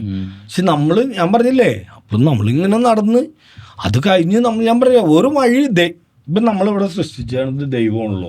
ദൈവം ഇവിടെ സൃഷ്ടിച്ചിട്ടുണ്ടെങ്കിൽ നമുക്കുള്ള വഴി ദൈവം തന്നെ കാത്തു വെച്ചിട്ടുണ്ട്. നമ്മളത് കണ്ടുപിടിക്കല്ല, ശ്രമിക്കണില്ല. വെറുതെ കലുകുമ്മ കയറിയിരുന്നുകൊണ്ടും ജോലിക്ക് വേണം നിന്നെ ചീത്ത പറഞ്ഞിട്ട് വല്ല കാര്യമുണ്ടോ? ആ കലുകുമ്മ ഇരിക്കണോ അവിടെ തന്നെ ഇരിക്കുള്ളൂ. അവരെ എണിച്ച് പണിക്ക് പോകാൻ തയ്യാറാവണം. ശരിയല്ലേ? ശരി. എത്ര ടൈം എടുത്തു ഇപ്പൊ ഈ കടം മൊത്തത്തിൽ തീർക്കാൻ നല്ലപോലെ റൺ ചെയ്ത് തുടങ്ങിയപ്പോ? ശരിക്കും സത്യം പറഞ്ഞാൽ ഇപ്പോഴും കടത്തിലാണ്. അതെങ്ങനെയാണ് പറയാ? പിന്നെ ഞാൻ പറഞ്ഞുതരാം.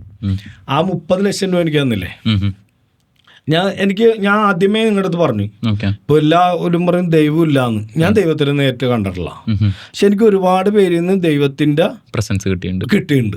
അതെന്റെ ഒരു ഉദാഹരണം കൂടി ഞാൻ പറഞ്ഞുതരാം. ഈ കോയക്ക വീട് ആധാരം വെച്ചിട്ടാണല്ലോ എനിക്ക് പൈസ തന്ന. കോയക്കയുടെ മകളുടെ വിവാഹം വന്നു.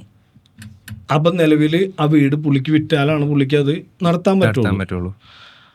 ആ സമയത്ത് കല്യാണം വന്നെന്ന് പറഞ്ഞപ്പോൾ തന്നെ ഞാൻ തകർന്നു. കാരണം ഞാനത് ഓരോ ലക്ഷം രൂപ വെച്ച് സൊസൈറ്റിയിലേക്ക് അടച്ചാണ് കടം വീട്ടിക്കൊണ്ടിരിക്കണേ. മനസ്സിലായി.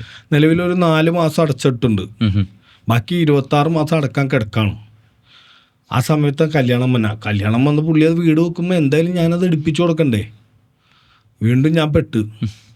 പുള്ളി എന്തായെന്ന് വെച്ച് കഴിഞ്ഞാൽ പുള്ളി ആ പൈസ അടച്ചിട്ട് ആധാരം കൊടുത്ത് പുള്ളി സ്ഥലം വിറ്റു. ബാക്കിയുള്ള കാശിന് മുളക്ക് കല്യാണം കഴിച്ചിട്ട് പുള്ളി എൻ്റെ അടുത്ത് ഒന്നും പറയണ്ട, നീ പേടിക്കണ്ട, നീ ഇനി പൈസ ഒന്നും ഇപ്പോൾ ഒപ്പിക്കണ്ട, നീ ആ 1 ലക്ഷം രൂപ വെച്ച് നീ സൊസൈറ്റിയിലേക്ക് എൻ്റെ അക്കൗണ്ടിലേക്ക് സൊസൈറ്റിയിൽ ഇട്ടാൽ മതി. അപ്പം എനിക്ക് അവിടെ കിട്ടിയ ഗുണം എന്താണെന്ന് വെച്ചാൽ 26 ലക്ഷം രൂപക്ക് 1 രൂപ പോലും പലിശ പോയില്ല. മനസ്സിലായി. ഞാൻ അടച്ചു തീർക്കണമെങ്കിൽ എത്ര കാശ് പലിശ പോറുന്നു. അപ്പോൾ കോയക്ക് നമ്മുടെ ഒരു ദൈവത്തിന്റെ ദൂതൻ.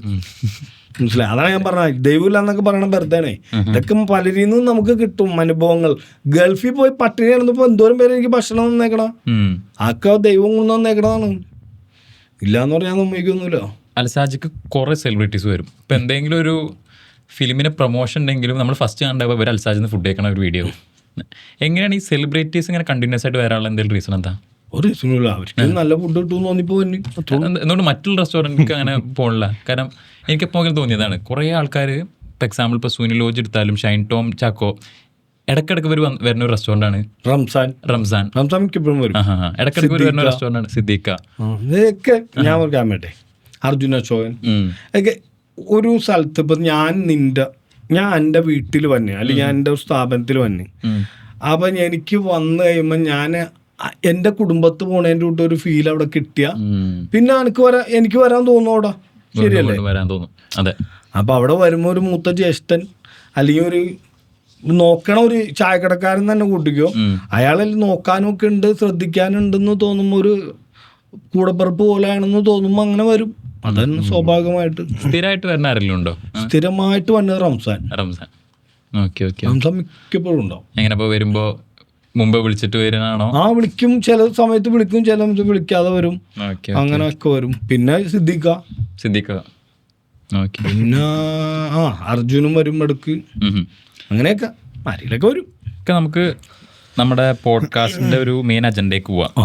ലൈക്ക് എങ്ങനെ ഒരാൾക്ക് ഈ മേഖലയ്ക്ക് വരാം, എങ്ങനെ ഒരു റെസ്റ്റോറൻറ്റ് തുടങ്ങാം. ഇപ്പോൾ ഒരാളിപ്പോൾ ഞങ്ങൾക്കൊരു റെസ്റ്റോറൻറ്റ് തുടങ്ങാം, ഞങ്ങളൊരു റെസ്റ്റോറൻറ്റ് തുടങ്ങണം എന്നുള്ളൊരു മൈൻഡ് എടുക്കുകയാണെങ്കിൽ ഏറ്റവും ആദ്യം ചെയ്യേണ്ട കാര്യം എന്താ? പണി അറിഞ്ഞിരിക്കണം. എന്ത് പണി? ഹോട്ടലിന്റെ പണി, ഹോട്ടൽ പണി. എന്തൊക്കെ പണി? ഏറ്റവും സെഡ് അറിഞ്ഞിരുന്ന ഏറ്റവും നല്ലതാണ്. മനസ്സിലാവുണ്ടോ? നമുക്ക് ഓരോ സാധനങ്ങൾ ചിലവാക്കണത് തയ്യാറാക്കണത് മുതൽ അതിൻ്റെ എന്തൊക്കെ ഇപ്പോൾ 1 കിലോ മൈദക്ക് എത്ര പൊറോട്ട കിട്ടും എന്നറിയുകയാണെങ്കിൽ നമുക്ക് കുറച്ച് കൂടി ഗുണം കിട്ടും. കാരണം ഇപ്പോൾ പൊറോട്ട ഉണ്ടാക്കണവൻ 1 കിലോ മൈദക്ക് 30 പൊറോട്ട കിട്ടുമെന്നുള്ള സ്ഥാനത്ത് 15 ഉണ്ടാക്കണുള്ളൂ എങ്കിൽ നമുക്ക് നഷ്ടമുള്ളൂ. അതൊക്കെ അങ്ങനെയുള്ള കണക്കുകളും കാര്യങ്ങൾ അത് കുറച്ച് പണി അറിഞ്ഞിരുന്ന ഏറ്റവും നല്ലതാണ്. ഇത് ലൈക്ക് ബുദ്ധിമുട്ടാണോ? കാരണം ഭയങ്കര ബുദ്ധിമുട്ടാണ്. അതൊക്കെ ചോദിക്കാൻ കാരണം എന്താണെന്ന് വെച്ചാൽ ഇപ്പോൾ ഈ ഹോട്ടൽ മാനേജ്മെൻറ്റ് പഠിക്കുന്ന ആൾക്കാർ ഒരു റിപ്പോർട്ടുണ്ട്, 50 to 60% ഹോട്ടൽ മാനേജ്മെൻറ്റ് പഠിക്കുന്ന ആൾക്കാർ അവർ വേറൊരു ജോബ് അവസാനത്തിലെത്തുന്ന 50 to 60% അവർ വേറെ തന്നെ ഒരു ജോബിലേക്കാണ് അവസാനം എത്തുന്നത്. കാരണം അത്രയും ടഫാണ്. ഇത് പഠിച്ചു വരുമ്പോൾ അവർക്ക് മനസ്സിലാവും ഇത് നമ്മളെ കൊണ്ട് നടക്കില്ല എന്നുള്ളൊരു പരിപാടി. ശരിക്കും അങ്ങനെ തന്നെയാണോ? അതല്ല, ഹോട്ടൽ മാനേജ്മെന്റ് പഠിച്ചാൽ പിന്നെ ജോലിക്കൊക്കെ കയറാല്ലേ, ഷെഫായിട്ടൊക്കെ. ഇതിന് കുറച്ച് ഞാൻ പറഞ്ഞത് കുറച്ച് കൈപുണ്യം, കുറച്ച് അനുഗ്രഹം, ഇതൊക്കെ വേണം. എൻ്റെ അനിയൻ ഞാൻ പറഞ്ഞില്ലേ മെയിൻ ഷെഫാണ്. നമുക്ക് അറിയാം അവൻ ഉണ്ടാക്കണതിൻ്റെ കൂട്ട് അവൻ തയ്യാറാക്കുന്നതിൻ്റെ കൂടി ഈ ഉണ്ടാക്കണം എന്നൊക്കെ പറയാൻ എൻ്റെ സാധാരണക്കാരനായിട്ടാണ് ആ ഭാഷയൊക്കെ വന്ന തയ്യാറാക്കുന്നതെന്നൊക്കെ പറയണം ഷെഫൊക്കെ പറയും അല്ലേ, ഉണ്ടാക്കുന്നത്. ഇത് അവൻ ചെയ്യണതിൻ്റെ കൂട്ട് നമ്മൾ അതേപോലെ തന്നെ വെളിച്ചെണ്ണ ഇതൊക്കെ ഇട്ട് ശരിയാക്കിയാലും നമ്മൾ കൊണ്ടുപോയി കൊടുക്കുമ്പോൾ ആള് പറയും ആള് മാറിയില്ലേന്ന്. അതൊരു കൈപ്പുണ്യമാണ്. ചിലവർക്ക് ഉണ്ടാവുള്ളത് ഒരു അത് ഗിഫ്റ്റ്. കിട്ടണം. പിന്നെ അത് കിട്ടണമെങ്കിൽ നമുക്ക് അതിനോട് എന്ത് തൊഴിലാണോ അതിനോട് ഒരു ആത്മാർത്ഥത ഉണ്ടാവണം. അപ്പോഴാണ് അത് കിട്ടുള്ളൂ. ആത്മാർത്ഥത കൂടണവർക്കാണ് അത് കിട്ടുക. കുറച്ച് കഴിയുമ്പോൾ ഞാൻ പറഞ്ഞില്ലേ, ഇത് പഠിച്ചിട്ട് മാത്രം കാര്യമില്ല, എന്നോട് ഒരു ആത്മാർത്ഥതയും വേണം.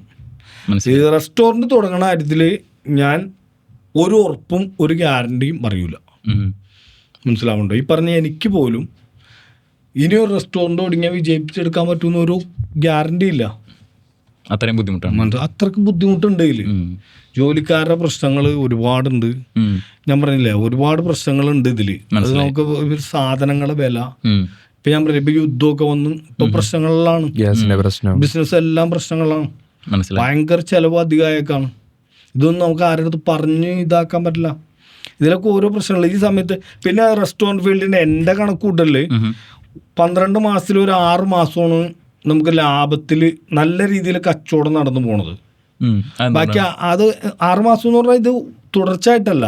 ഇപ്പൊ സ്കൂള് തുറക്കണ ടൈം തുറന്നു കഴിഞ്ഞാൽ പിന്നെ കുറച്ച് ഡിമ്മായിരിക്കും കച്ചവടം.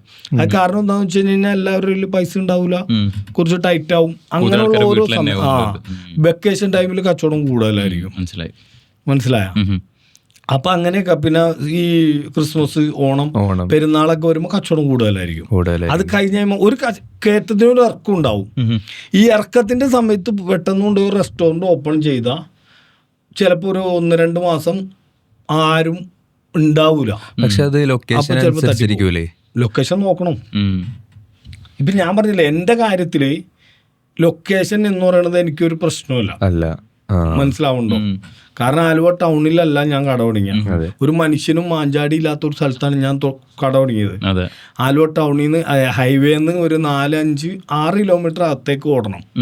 ഇവിടുന്ന് തിരുവനന്തപുരത്തു നിന്നും കാസർഗോഡ് നിന്നും അവിടുന്ന് ഇവിടുന്നൊക്കെ ആൾക്കാർ അവിടെ എത്താങ്ങി. പിന്നെ ലൊക്കേഷൻ ഒരു വിഷയമല്ല.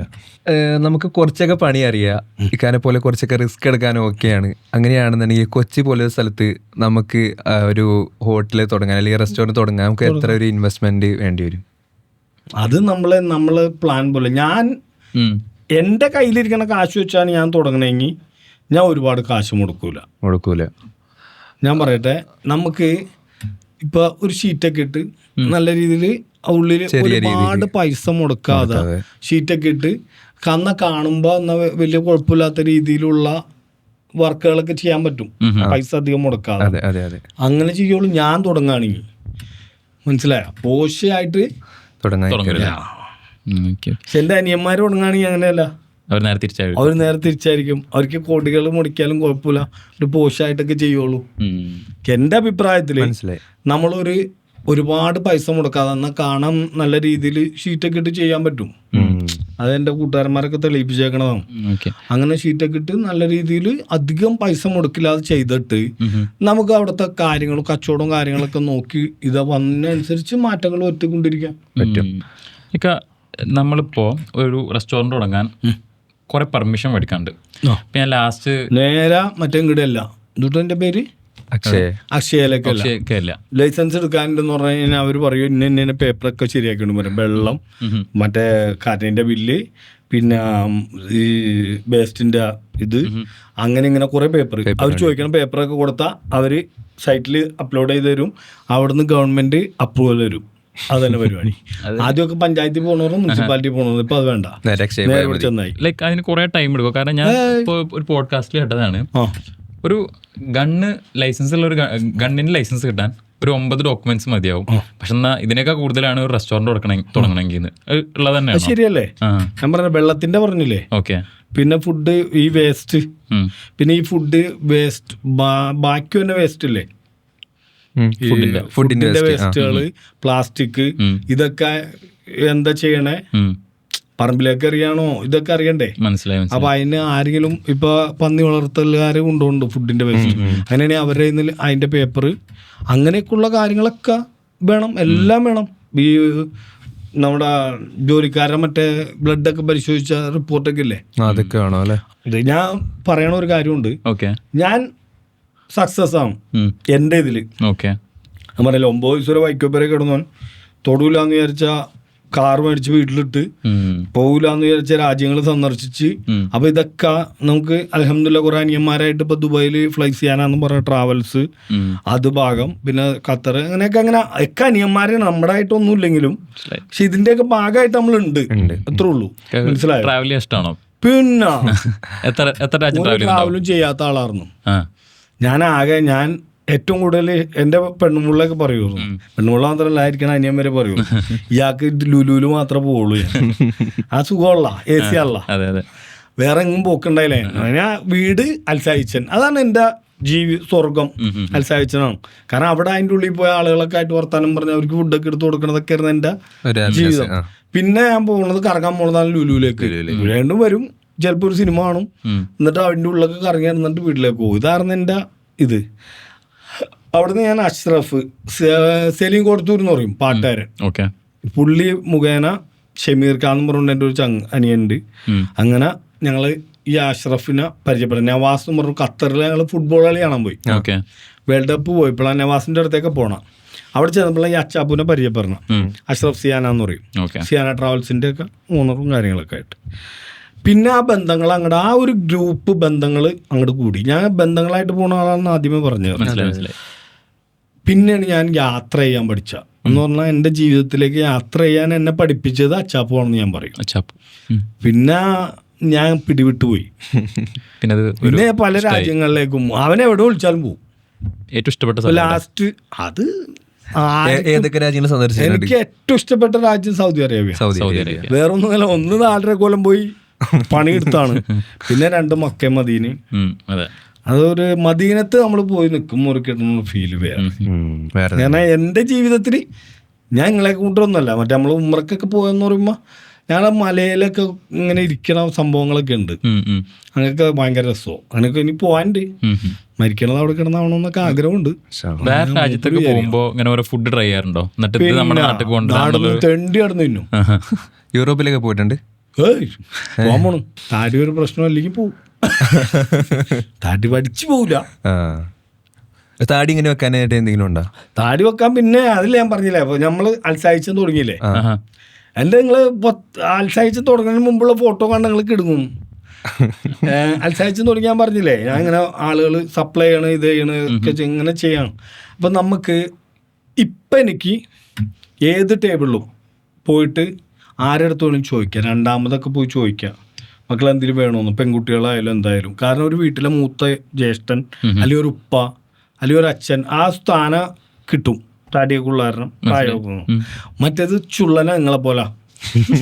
അപ്പം ഞാനിപ്പോൾ രണ്ടാമത് ടേബിളിൽ പോയി പെൺകുട്ടികളുള്ള ടേബിളിൽ പോയിട്ട് മക്കളെന്തെങ്കിലും വേണമെന്ന് ചോദിക്കുമ്പോൾ ചിലപ്പോൾ അവർ ചിന്തിക്കുക, അല്ലെങ്കിൽ അപ്പുറത്തെ ടേബിളിലുള്ള ചിന്തിക്കും ഇയാൾ വായിലൊക്കെ നടക്കണം.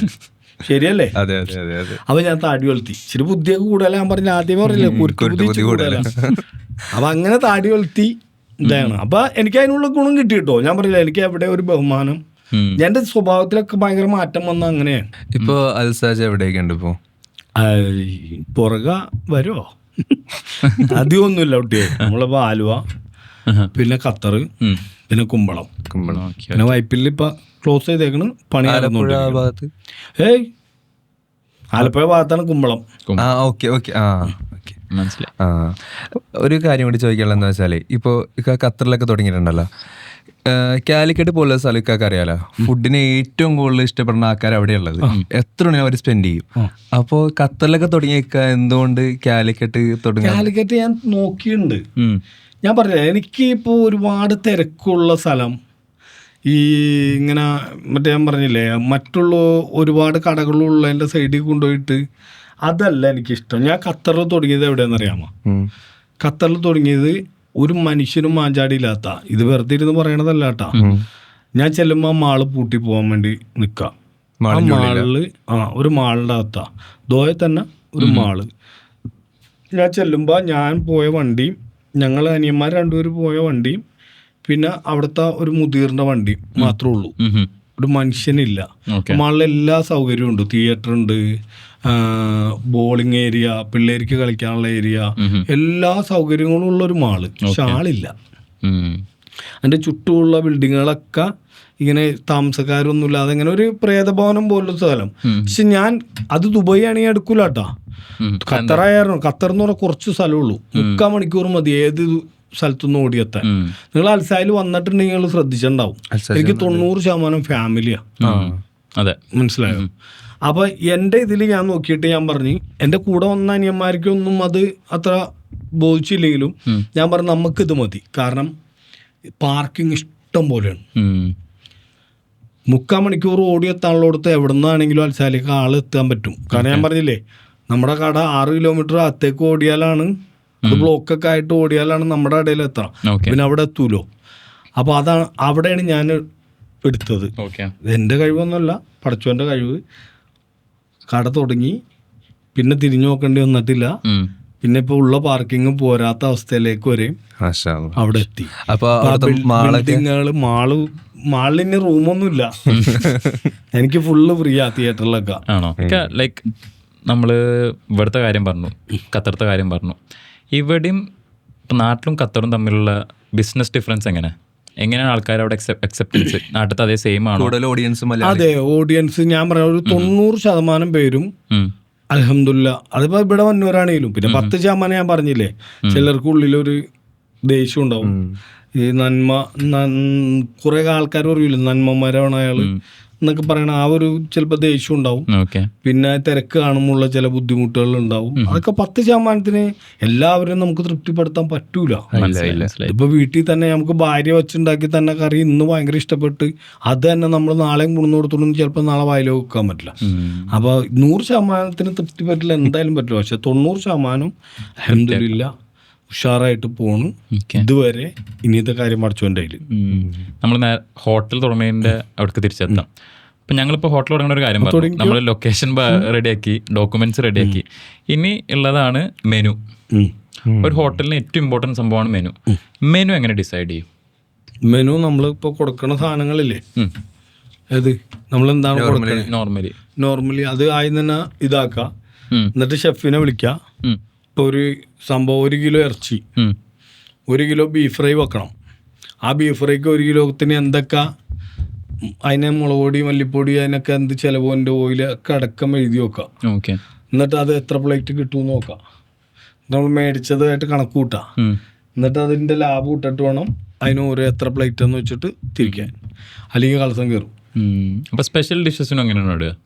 എല്ലാം അങ്ങനെ തന്നെ, എല്ലാ സാധനത്തിനും അങ്ങനെ തന്നെയാണ്. നമ്മളിപ്പോ കുറെ റെസ്റ്റോറന്റിലാണ് അവരുടെ സിഗ്നേച്ചർ ഡിഷസ്. ഈ പറയണതൊന്നും എനിക്ക് പോസിബിൾ അല്ല കേട്ടോ, ഉള്ള കാര്യം പറയണ്ടേ. ചെയ്യേണ്ടത് അങ്ങനെയാണ്, അതാണ് നിയമം. ഇപ്പൊ നമ്മളിപ്പോ ഒരു ചില്ലി ചിക്കൻ 100 ഗ്രാം ചിക്കൻ എടുത്തെന്ന് വെച്ചോ, അതില് ചേർക്കേണ്ട ഓരോ ക്യാപ്സിക്കം, മറ്റേ സോസ്, അങ്ങനെയുള്ള സാധനങ്ങളൊക്കെ എത്ര ഗ്രാം അതിൽ വന്നെന്ന് കറക്റ്റ് നോക്കിയിട്ട് അതിന് കോസ്റ്റ് നമ്മൾ ഇട്ടാലാണ്. അതിനിപ്പോൾ 20%, 5%, 10%, അതൊക്കെ നിങ്ങളുടെ ഇഷ്ടം. കോസ്റ്റ് തയ്യാറാക്കിയാലാണ് നിങ്ങൾക്ക് ലാഭം ഉണ്ടാവും, കറക്റ്റ് അറിയാൻ പറ്റും. അപ്പം നിങ്ങൾക്ക് അറിയാം ഏത് സാധനം. ഇപ്പോൾ ഇത് 10 ചില്ലി ചിക്കൻ പോയാൽ നിങ്ങൾക്ക് ഇത്ര കാശ് കിട്ടും നിങ്ങൾക്ക് ഉറപ്പുണ്ട്. മനസ്സിലായോ? അങ്ങനെ വേണം മെനു തയ്യാറാക്കുമ്പോൾ ഇത് ചെയ്യാൻ. ഇതൊന്നും എൻ്റെ പോസിബിൾ അല്ല, ഞാൻ കാശുണ്ടാക്കാൻ നടക്കുന്ന ആളല്ല. അപ്പം നോർമൽ ഞങ്ങൾ തുടങ്ങുമ്പോൾ അങ്ങനെയൊക്കെയാണ് കാര്യങ്ങൾ ഫോളോ ചെയ്യേണ്ടത് എന്നുള്ള രീതിയിൽ. ഓക്കെ, ഇത് നമ്മുടെ റെസ്റ്റോറൻറ്റിൽ മെനു കാർഡ് ഡിസൈൻ ചെയ്യണതിൽ വേറെ വല്ല ആരുടെയെങ്കിലും സഹായം വേണം? ഇപ്പം എൻ്റെ ഒരു ഫ്രണ്ട്, അവർ റെസ്റ്റോറൻറ്റ് തുടങ്ങുന്ന സമയത്ത് അവർ ഈ പറഞ്ഞ പോലെ ലൈക്ക് വലിയ ഇതിൽ ബാക്ക്ഗ്രൗണ്ട്, ഈ റെസ്റ്റോറൻറ്റ് മേഖലയിൽ ബാക്ക്ഗ്രൗണ്ടുള്ള ആൾക്കാരല്ല. അപ്പോൾ ഒരു റെസ്റ്റോറൻറ്റ് തുടങ്ങിയപ്പോൾ മെനു കാർഡ് ഉണ്ടാക്കാൻ വേറൊരു എഞ്ചിനീയറിനെ അവർ ഹയർ ചെയ്ത് അങ്ങനെയൊക്കെയാണ് മെനു കാർഡ് അവർ ഡിസൈൻ ചെയ്തത്. അപ്പോൾ അതിൻ്റെ ഒരു ആവശ്യം ഉണ്ടായിട്ട് തോന്നുന്നുണ്ടോ? ഇത് ഞാൻ പറഞ്ഞുതരാം. മെനു കാർഡ് ഇല്ലാത്ത വെറുതെ പേപ്പർ ഷീറ്റിൽ മാത്രം എഴുതി വെച്ചാണ് കടകളുണ്ട്. മനസ്സിലായോ? ഇനി മെനു കാർഡ് ഇല്ലാതെ സപ്ലയർ എന്ന് പറഞ്ഞുതരും ഇവിടെ എന്തൊക്കെ ഉണ്ടെന്ന്, അങ്ങനെയുള്ള കടകളുണ്ട്. മെനു കാർഡിന്റെ ഒരു രീതിയിലേക്ക് ഇപ്പൊ കുറച്ച് നാളായിട്ടുള്ളൂ നമ്മൾ വന്നിട്ട്, ശരിയല്ലേ? അതൊക്കെ പുറത്തു പോയി പഠിച്ചൊക്കെ വന്നപ്പോ സ്റ്റാൻഡേർഡ് കീപ്പ് ചെയ്യലാണ് മെയിനായിട്ട് മെനു കാർഡിന്റെ ഒരു ഇത്. നമ്മളിപ്പോൾ ഓരോ ഇത് കഴിയുന്തോറും നമ്മളതിൻ്റെ ഇത്.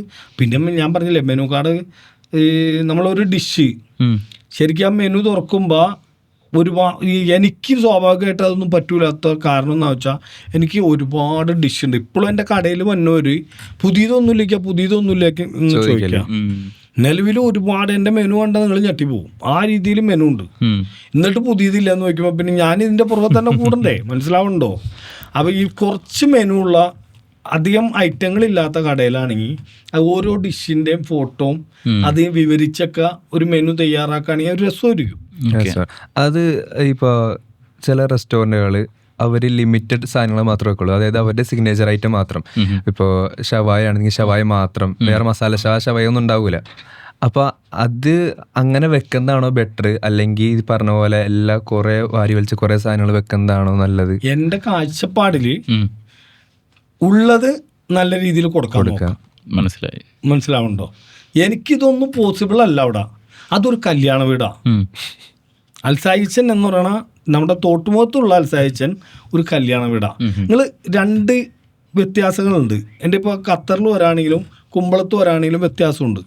പക്ഷേ ഈ ആലുവയിൽ വരുമ്പോൾ വേറെ വ്യത്യാസം. ആലുവയിൽ ആംബിയൻസും ഈ പ്ലാസ്റ്റിക് കസേരമേ ഇരുന്ന് കാശുള്ളവനും കഴിച്ചോളും, കാശില്ലാത്തവനും കഴിച്ചോളും. അതേ സൗകര്യമല്ല ഖത്തറിലാണെങ്കിലും കുമ്പളത്താണെങ്കിലും. അവിടെ വ്യത്യാസം വന്നു. മനസ്സിലായി. അവിടെ കുഷ്യനും മറ്റേ ഇവിടെ എന്ന് പറഞ്ഞ ഒരു ടേബിൾ മേന്ന് എണിച്ചു പോകണമെങ്കിൽ അപ്പുറത്തെ ടേബിളിൽ ഇരിക്കണം, ആക്കട മേത്ത് മുട്ടേണ്ടി വരും. അവസ്ഥയുണ്ട് ഇവിടെ. അപ്പോൾ പല രീതിയുണ്ട് ഇതിൽ. അവിടെ ആളുകൾ സ്വർഗത്തിൽ ഈ കല്യാണ വീട്ടിൽ വന്നിട്ട് കഴിച്ചിട്ട് പൊക്കോളും, ഒരു കുഴപ്പമില്ല. പറഞ്ഞില്ലേ ദൂരേന്ന് 90% പേര് ദൂരേന്ന് വന്നു. അവർക്ക് ആർക്കും ഒരു പരാതിയില്ല. അവരെല്ലാവരും എനിക്ക് കയ്യെന്നെ ഒപ്പം ഫോട്ടോ എടുത്ത് ഇതേ പോണം മലപ്പുറം അങ്ങനെയുള്ള ഏരിയ നിൽക്കുക, പാലക്കാട്, ഇന്നലെയൊക്കെ പാലക്കാട് നിൽക്കുക ആളുണ്ടായി. മനസ്സിലായി. അപ്പം എല്ലാവരും ചുറ്റുവട്ടൊന്നും വന്നവർക്ക് ചിലപ്പോൾ ഇച്ചിരി ദേഷ്യവും കാര്യങ്ങളൊക്കെ കാണും. മെനു ക്രിയേറ്റ് ചെയ്യൽ ഇപ്പോൾ ഒരു വലിയൊരു പ്രൊഫഷൻ ആയിരിക്കണം. ഇപ്പോൾ ഒരാൾക്കാർക്ക് ആൾക്കാർ ചില മെനു ഒന്ന് ഫിഗർ ചെയ്യാൻ 1 ലക്ഷം to 5 ലക്ഷം വരെ ചാർജ് ചെയ്യുന്ന ആൾക്കാരുണ്ട്. അപ്പോൾ റെസ്റ്റോറൻറ്റ് ഇപ്പോൾ ഞങ്ങൾ തുടങ്ങുമ്പോൾ ഞങ്ങളിപ്പോൾ ഒരാളെ വിളിച്ചിട്ട് ഒരു 2 ലക്ഷം കൊടുത്ത് ഒരു മെനു ഡിസൈൻ ചെയ്യിപ്പിക്കുന്നതിനെ കുറിച്ചിട്ട് എന്താ അഭിപ്രായം? നിങ്ങൾക്ക് കഴിവുണ്ടെങ്കിൽ 2 ലക്ഷം കൊടുക്കണതിന് ഞാൻ കൊടുത്തുള്ളത് ഞാൻ കൊടുക്കുകയില്ല. അതിപ്പോൾ നമ്മൾ ഇപ്പോൾ നമ്മുടെ റെസ്റ്റോറൻറ്റ് ഒരു പ്രീമിയം റെസ്റ്റോറൻറ്റ് ആക്കണമെന്നുണ്ടെങ്കിൽ സമരത്തിന് വരരുതേ, ഞാൻ കൊടുക്കൂല, ഞാൻ ചെയ്തിട്ടില്ല. അതെ, അത് പ്രീമിയം റെസ്റ്റോറൻറ്റ് ആക്കുകയാണെന്നുണ്ടെങ്കിൽ ചിലവരിപ്പോൾ സ്കാനർ വെക്കും അല്ലെങ്കിൽ ഫിസിക്കൽ വെക്കും. ഇതിലേതാ ബെറ്റർ? ഫിസിക്കലി സ്കാനർ ഞാൻ സ്കാനർ വച്ചേർന്നു എൻ്റെ ഷോപ്പിൽ. എൻ്റെ അനിയന്മാർ അതും 1 രൂപ മുടക്കില്ലാതെ ഉണ്ടാ എൻ്റെ അനിയന്മാരൊക്കെ ഇങ്ങനെ പരീക്ഷണങ്ങൾ നടത്തി എടുക്കും. അപ്പൊ അവര് കുറെ നാള് മുമ്പ് സ്കാനറൊന്നും അങ്ങനെ ആരും ചെയ്തിട്ടില്ല എന്ന് തോന്നുന്നു. അഭിലാഷ് എന്ന് പറഞ്ഞ എൻ്റെ ഒരു അനിയൻ ആ സ്കാനറൊക്കെ കണ്ടുപിടിച്ച് സ്കാനർ കൊണ്ടുവന്ന് എല്ലാ ടേബിളിമേ വച്ച് ആരും സ്കാൻ ചെയ്യണ്ടേ. ചെറുപ്പക്കാർ പിള്ളേരും ഒന്നാ സ്കാൻ ചെയ്യും, ബാക്കി ആരും സ്കാൻ ചെയ്യലില്ല. ചോദിക്കുള്ളൂ കൂടുതലും പേര്. മെനു തന്നെ നമ്മൾ മെനു കൊടുക്കും. മെനു തന്നെ മെനുവിൽ നോക്കിയിട്ട് ചോദിക്കും ഇതെന്തൊക്കെയാണ്, ഇതെന്തൊക്കെയാണ്, ഇതെങ്ങനെയാണ്. അത് ചോദിക്കുമ്പോൾ പറഞ്ഞു കൊടുക്കും. അതന്നെ സ്കാനർ മെട്ടൊന്നും എൻ്റെ ഇതിൽ സ്കാനർ ഗുണമുള്ളത് ചെറിയ കടകളിലെ 10-20 സീറ്റൊക്കെ ഉള്ള അവിടെ സ്കാനർ ഓക്കെ ആയിരിക്കും. വലിയ ഒരുപാട് സീറ്റുള്ളടത്ത് സ്കാനറൊന്നും ആരും ഞാൻ യൂസ് ചെയ്തിപ്പില്ല. സ്കാനറൊക്കെ എടുത്ത് വലിച്ചെറിഞ്ഞു. ആരും സ്കാൻ ചെയ്യലൊന്നുമില്ലേ. ഇപ്പോൾ ഈ പറയണതൊക്കെ ഉള്ള കാര്യമാണ് കേട്ടോ. നമുക്ക് ഇങ്ങനെ ഉണ്ടാക്കി പറയാൻ ആവശ്യമില്ലല്ലോ. പിന്നെ നേരത്തെ ചട്ടിച്ചോറിന്റെ കാര്യം പറഞ്ഞില്ലേ, കേരളത്തില് ചട്ടിച്ചോറ് ഉണ്ടെങ്കിലും അത് ട്രെൻഡായി കൊണ്ട് നിൽക്കുകയാണ്. അതിന്റെ ബൂമിങ് എങ്ങനെയായിരുന്നു? അതിന്റെ ബൂമിങ് എന്ന് പറഞ്ഞാൽ നമ്മൾ ചെയ്യുമ്പോ മാക്സിമം ഞാൻ പറഞ്ഞില്ലേ, നമ്മൾ എന്ത് ചെയ്താലും അത് വേറെ ആരെങ്കിലും ഒക്കെ ചെയ്യും. നമ്മുടെ മുകളിൽ ആരും ചെയ്യാതിരിക്കണമെന്നുണ്ടെങ്കിൽ അതിനനുസരിച്ച് നമ്മൾ ചെയ്യണം. അപ്പം ഞാൻ എന്താ വെച്ചാൽ ചട്ടിച്ചോറ് ശരിക്കും പറഞ്ഞാൽ ഞാൻ എൻ്റെ ചട്ടിച്ചോറ് കൊടുക്കുമ്പോൾ ആദ്യം തന്നെ അനിയനടക്കം ചീത്ത പറഞ്ഞിട്ടുണ്ട്, ഇയാൾക്ക് ഭ്രാന്താണ് നഷ്ടമെന്നും പറഞ്ഞു ചട്ടിച്ചോറ് കൊടുക്കുമ്പോൾ. കാരണം എന്താ വെച്ചാൽ നമ്മൾ ഫസ്റ്റ് കൊടുക്കുമ്പോൾ ചെമ്മീൻ്റെ ഒരു ചെമ്മീൻ റോസ്റ്റ്, കൂന്തൽ, കക്ക, കൊഴുവപ്പീര, മീനൊലുത്ത്, മീൻകറി, മീൻ വറുത്തത്, പിന്നെ അവിയൽ, തൂക്ക്, അച്ചാർ, അങ്ങനെ പിന്നെ BDF 65, ബീഫ് റോസ്റ്റ്, അങ്ങനെ ഒരുപാട് ഐറ്റമാണ്. ഒരു 50 ചട്ടിച്ചോറ് 100 ചട്ടിച്ചോറ് പോയാലും നമുക്ക് കിട്ടണ ഇപ്പോൾ അന്ന് 200 രൂപയാണ് ചട്ടിച്ചോറ് ഫസ്റ്റ് നമ്മൾ സ്റ്റാർട്ട് ചെയ്യുമ്പോൾ. 100 ചട്ടിച്ചോറ് പോയ 20,000 രൂപ നമുക്ക് കിട്ടാം. ശരിയല്ലേ? ഈ 100 ചട്ടിച്ചോറിനുള്ള സാധനങ്ങൾ മേടിക്കണമെങ്കിൽ 20,000 രൂപ കൂടുതലാവും. അപ്പോൾ നമുക്ക് ക്വാണ്ടിറ്റി കൂടുതൽ പോയാലാണ് അത് ലാഭം ഉണ്ടാവുള്ളൂ. അപ്പം ഞാൻ പറഞ്ഞുതരാം. ഇത്ര ഐറ്റങ്ങൾ കൂടാല്ലേ. അപ്പം ഞാൻ പിടിച്ച എവിടെയെന്ന് വെച്ച് കഴിഞ്ഞാൽ ഞാൻ കൊടുക്കണതിൻ്റെ കൂട്ടി ചട്ടിച്ചോറ് ഒരാൾക്കും കൊടുക്കാൻ പറ്റില്ല. കാരണം ആദ്യം കുറേ കാശ് പോണം. മനസ്സിലായോ? ആദ്യം 50 മന്നൂർ 100 മന്നൂരൊക്കെ കഴിച്ചാൽ ഇത് ലാഭമില്ലെങ്കിൽ സാധാരണ ഒരാള് ഒരു 10 ദിവസമൊക്കെ നടത്തി ചട്ടിച്ചോറ് വിറ്റ് നോക്കുക ഞാൻ കൊടുക്കണതിൻ്റെ കൂട്ട് 10 ദിവസമായിട്ട് ലാഭമില്ലെങ്കിൽ അവനത് നിർത്തും. പിന്നെ അവൻ അതിൽ ഐറ്റങ്ങൾ കുറക്കും. പിന്നെ ഓംപ്ലേറ്റ് ഇടില്ല ഈ ആൾക്കാർ. മനസ്സിലാവണ്ടോ? ഓംപ്ലേറ്റ് മുകളിൽ ഇട്ട് കഴിഞ്ഞാൽ പിന്നെ അതിൻ്റെ ഉള്ളിൽ എന്തൊക്കെയുണ്ടെന്ന് ആർക്കറിയാം, ആർക്കും മനസ്സിലാവാൻ വേണ്ടിയില്ല. അപ്പം എൻ്റെ കൂട്ട ഐറ്റങ്ങൾ ആയിട്ട് ചട്ടിച്ചോറ് വേറെ ഒന്നും കൊടുക്കാത്ത രീതിയിൽ ഞാൻ സെറ്റ് ചെയ്ത് അതെനിക്ക് പിന്നീട് ക്ലച്ചായി. കാരണം എന്താ വെച്ചാൽ എനിക്ക് പിന്നീട് അത് 1000 1200 ചട്ടിച്ചോറ് ഒരു ദിവസം പോലും ഒടുങ്ങിയപ്പോ എനിക്കത് ലാഭത്തിലേക്ക് വന്ന്. അതെ, ഇപ്പൊ ചട്ടിച്ചോറെന്നൊക്കെ പറഞ്ഞാൽ അന്ന് ആ സമയത്ത് എൻ്റെ വീട്ടിൽ എൻ്റെ വീട് കാക്കനാടാ, അങ്ങനെ ഫാമിലിയൊക്കെ ആയിട്ട് വന്ന് കഴിച്ചിട്ടുണ്ട് കടത്ത് വന്നിട്ട്. അപ്പൊ അത് കൂടി ഇപ്പൊ ക്വാണ്ടിറ്റി കൂടുതൽ പോലെ തുടങ്ങിയപ്പോ നമുക്ക് ലാഭമായി. പിന്നെ ലാഭം മാത്രമല്ല, ഈ ചട്ടിച്ചോറ് കഴിക്കാനാണ് ദൂരെ നിന്നൊക്കെ ആൾക്കാരുണ്ട്. അപ്പൊ ഈ ചട്ടിച്ചോറ് ഇവിടെ ഇരുന്ന് കഴിക്കുമ്പോ അപ്പുറത്ത് കൂടെ ലഹം മഷ്ഫി പോണ്, അല്ലെങ്കിൽ ബീഫ് റാം പോണ്, മറ്റൊക്കെ പോണ്. അപ്പൊ ഇത് കഴിച്ചല്ലോ.